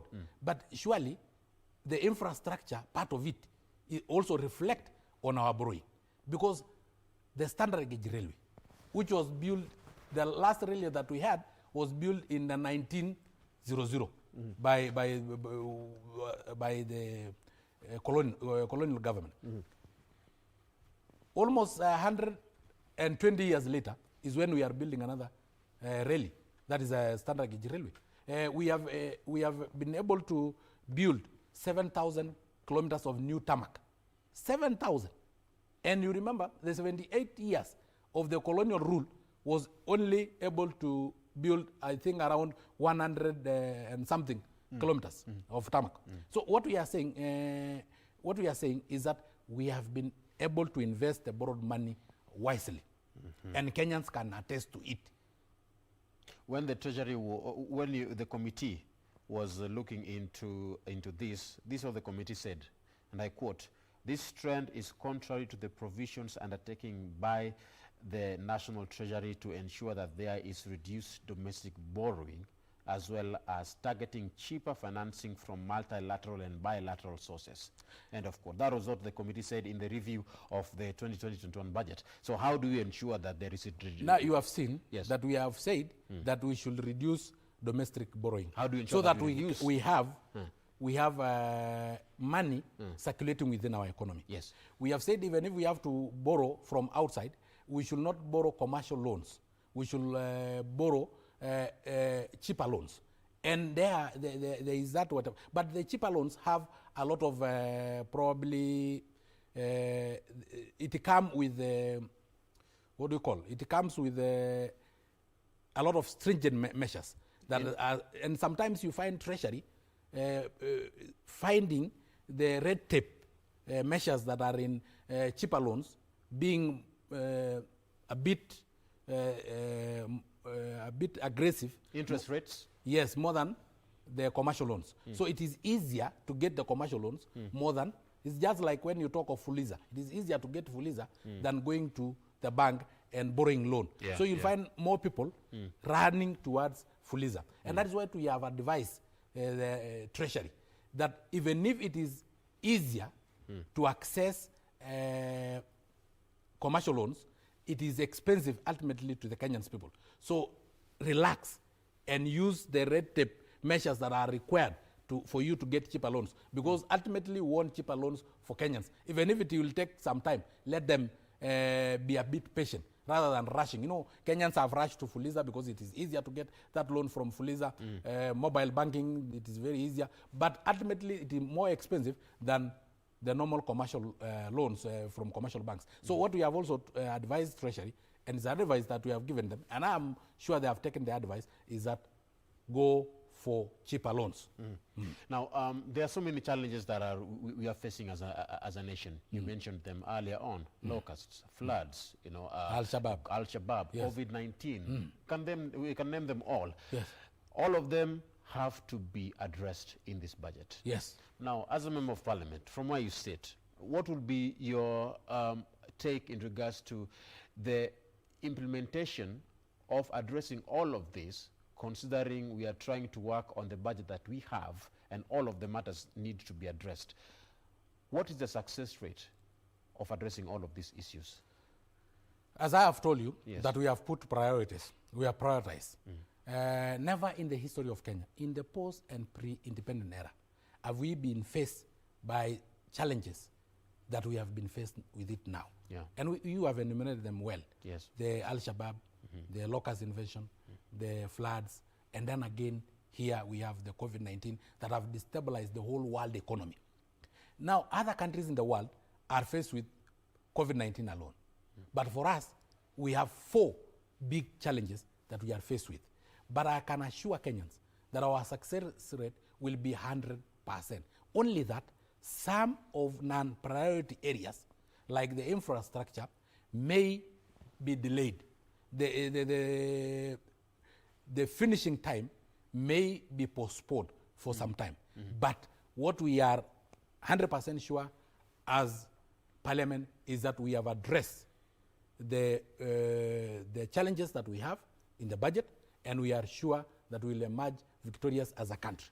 That is what an assurance I can give Kenyans. Because what we have just tried to do is to delay the achievement of other non-essential services. Yes. Now, in the 2019-2020 financial year, you know, the Kenyan taxpayer footed 301 billion Kenyan shillings and 131 billion shillings in interest bills on external and domestic debt respectively. So we are talking about 301 billion on interest bills and on external, and we are talking about 131 billion shillings on domestic debt. When the report was given, this is what the report says: amid the ongoing pandemic, the committee urges Treasury to start the process of renegotiating the terms and conditions of existing loans with a view of striking a deal for a moratorium, including having a grace period of interest and principal payments. End of quote. So let's look at this, the grace period that was proposed by the committee. Do you think that one is effective, and how do you see it being implemented in the future? You know the issue of the lender and the borrower. Yes. We are just as a country trying to table our challenges. Yeah. Which of course are understood all over the world. Everybody knows the challenge of COVID-19 have brought economies to a standstill. So it is for us to advise Treasury to renegotiate the grace period and even the repayment of the interest. We may even end up having some loans being waived. And it is only that we actually borrowed so much on commercial loans rather than the cheaper loans, which will have even led to waiving of some of these loans. That was the mistake there? That was a mistake there. Because commercial loans, it is very difficult for commercial loans to be waived. It will be very difficult. But if it was other loans, it will have been concessions loans. Yeah, that was the word I was looking for. If it was concession loans, it was been easier for it to be waived. But as we understand, and I want Kenyans to understand, that let us not so much dwell on the debt part of it. Let us also talk of the benefit of whatever loans that the government have taken. You know, free maternity, free education in secondary and primary school, electricity connectivity, which is almost at 99%. All schools, most of the schools now are connected to electricity. Let us also talk of the infrastructure. Let us talk of the 30 billion cash transfer to the vulnerable members of society, that's the older persons, above the age of 70 years. Let's talk of orphans and vulnerable children, severely disabled persons. You know, all these funds are sometimes taken out of our budget. Now, the infrastructure part of it now and development part of it will now lack funding. And that is why we went for borrowing, so that we can still finance our budget in terms of infrastructure and other development projects. Because a lot of our money have gone to cushion the vulnerable members of society.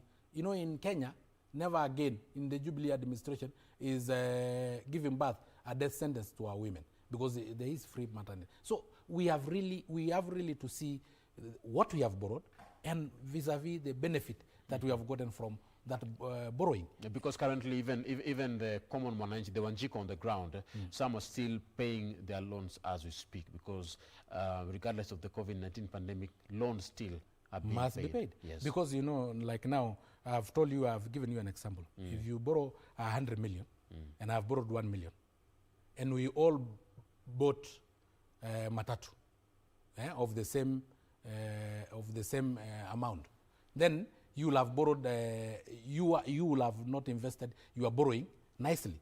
But if you bought maybe or invested in a business worth 100 million and I invested in a business worth 10 million, your repayment of loan will be different from my repayment, but we have all invested wisely. So we cannot compare ourselves and say, Uganda, for instance, have not borrowed a lot of money. How much have they invested in terms of infrastructure? How much have they invested in terms of free maternity and free secondary and primary school education, vis-a-vis how much we have invested as a country? How much have they invested to their senior citizens as we have invested as a country? So we have really to see the benefit that it comes with investment. I know all Kenyans have loans, and all loans are not equal.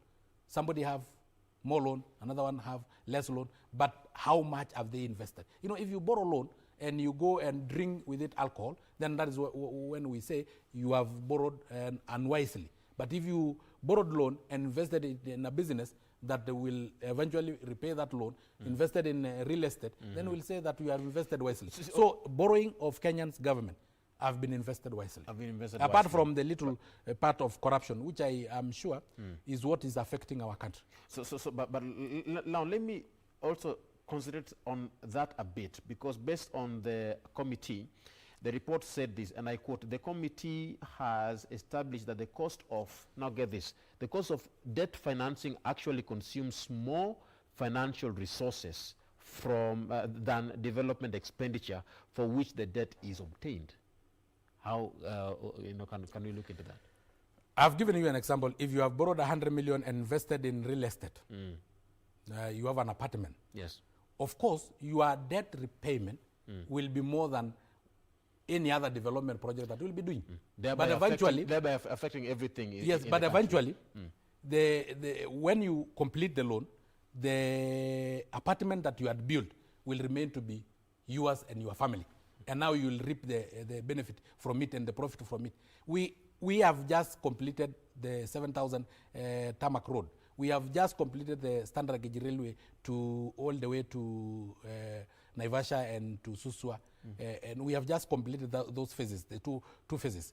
The benefit of that will be seen eventually when we finish repayment of loans. Now, because if you buy a matatu using loan, your repayment of the loan will be more than the amount of money you'll be using for your social upkeep. But eventually when you complete the repayment of the matatu loan, then you will find that all the profit will be coming to you, and you can use the profit to buy even matatu and other development projects. That's what we are saying in Kenya. At the moment, we may not see the benefit of the borrowing because we are still repaying the loans. But the moment we complete repaying the loan, we will now see the benefit of standard gauge railway. You will see the benefit of the 7,000 tarmac roads. You will see the benefit because you will be reaping from them, and you will all be putting your profit together for development. Now, before the COVID-19 pandemic struck, the CS for Treasury was calling for austerity measures across government spending that came across different sectors. You know, with regards to the call for austerity measures on government spending by the CS, do you feel as though this one should also be part of what needs to be addressed right now? Yeah, exactly. In the budget process, we have really addressed those issues, and we have said they're non-essential services. Yes, why don't we just put them pending? The foreign travels have been closed because of the closing of borders and closing of the whole world. The whole world is at lockdown. Now, why don't you redirect the foreign travel money from parliament and from judiciary and from any other arm of government towards what is more urgent at the moment? And you know, austerity measures are always there, even in your own families. In the strike of COVID-19, everybody put on austerity measures at the home. Some actually had to go for cheaper houses. Some had to make sure that they have reduced their food budget. If you normally eat maybe chicken every day, you have now said it is twice a week or so. So the measures are always there. And we have put those measures to make sure that we have cushioned Kenyans. So it is normal. And we had advised even before. Because let me tell you, and this is what I proposed. Why do we buy newspapers to government officials? That one they can buy for themselves. At the moment, we can be using 1 million toilet papers in all government washrooms. Why don't everybody buy their own toilet paper, which is 10 shillings each? We will be saving a lot as a government. Why don't everybody buy for themselves tea in their respective? You have seen what the Ministry of Health was using in terms of tea. Why don't you reverse that money in terms of millions into cushioning Kenyans? 2.7 trillion shilling budget. Yes. At a pandemic like this, it's too high. Well, let's take a look. Let's take a look at the tweets. How high is it? How high? You have said it is too high. How high is it? Let's take a look at the tweets there that are coming through. Remember, the hashtag is Good Morning Kenya. At KBC Channel 1, at Ramagugo, at Nicholas Oseko is saying the budget process in Kenya is an important part of government planning and decision making. I agree. You agree with that? 100%. Oseka Hongara. Next tweet. Do you have the next tweet? All right. At Moses, cannot read the second name, but Moses is saying Kenya's 2021 is estimated at 2.7 trillion. That's what I had mentioned earlier on. Yeah, and you know, you guys of the media, you are nowadays foreseers and prophets. You can foresee that this one is too high. You can even prophesy. You can even read body language, you know, so and so body language shows that they are no longer in bromance and so on. So, but it is your work. So go on. As a watchdog. But for us, we deal with the reality. Yeah, for us, we deal with the reality. Based on make sure that we cushion Kenyans. Based on reality, is 2.7 trillion shilling budget something that Kenyans, as a country, you can work with? Exactly, absolutely. We had sat in parliament. We had made sure that this is what is attainable and this is what will make Kenyans comfortable. Let's look at the next tweet that was coming up. Corey Lenny is saying, I would love to hear CS Yatani to advertise for youth employment on permanent basis. Important point there. Youth Very employment. Important. And that is why I said that there is money that is meant for capitation of students in our institution. Now that they are not in our institution, why do we redirect that money to the youth to invest in agriculture? Because most of them are now in rural areas, so that we can tap in their energy. You know, youth have extra energy. If we don't tap in their extra energy, somebody else will do that. And somebody else may mean Al-Shabaab.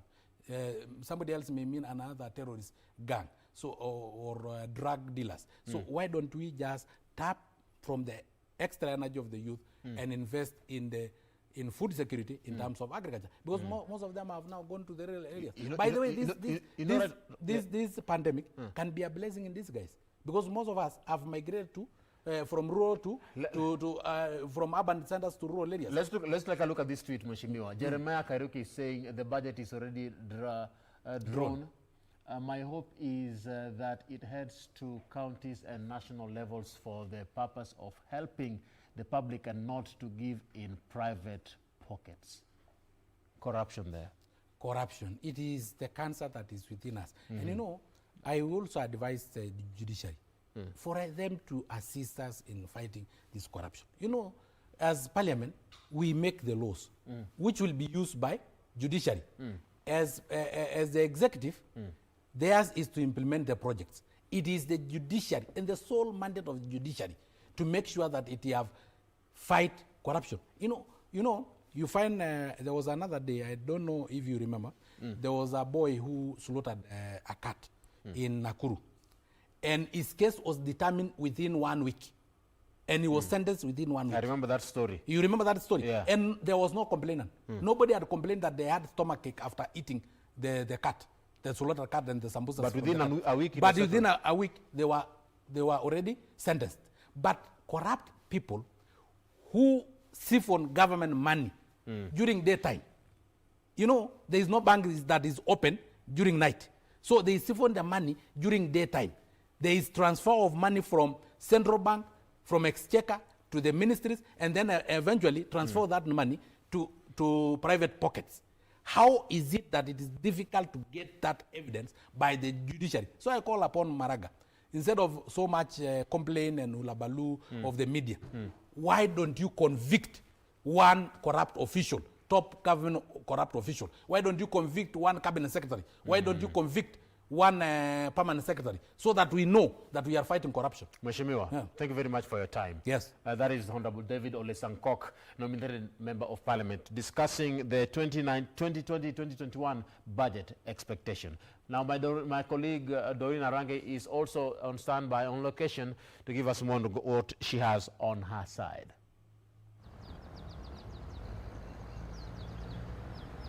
Thank you very much, Ramen. Away from matters 2020-2021 budget expectation, which was our focus this early morning, let's just briefly take a look at how our roads are looking like at about 8 minutes to 10 a.m. And we begin with Mombasa Road, where I am. This is at the Haile Selassie Avenue roundabout, one of those busy roundabouts as it comes all the way from Uhuru Highway, going all the way again to Uhuru Highway through to Mombasa Road, branching off as well to Upper Hill Road and coming all the way from the city center. And clearly, as of now, traffic moving at a pretty fast pace. This is on the lane that is coming from Nyao Stadium roundabout through Uhuru Highway, as well as from Mombasa Road, branching off from the Haile Selassie Avenue roundabout, going all the way to Upper Hill Road on that specific lane, moving at a pretty fast pace. In fact, there's barely any traffic gridlock there. So in as much as there's just a slight traffic snarl up, but even at that, it's moving pretty fast. On the other lane, that is the lane that is leaving the city center as you head to Uhuru Highway, going all the way to Mombasa Road. Also on that lane, moving really fast. In fact, on that specific lane, there's no traffic at all.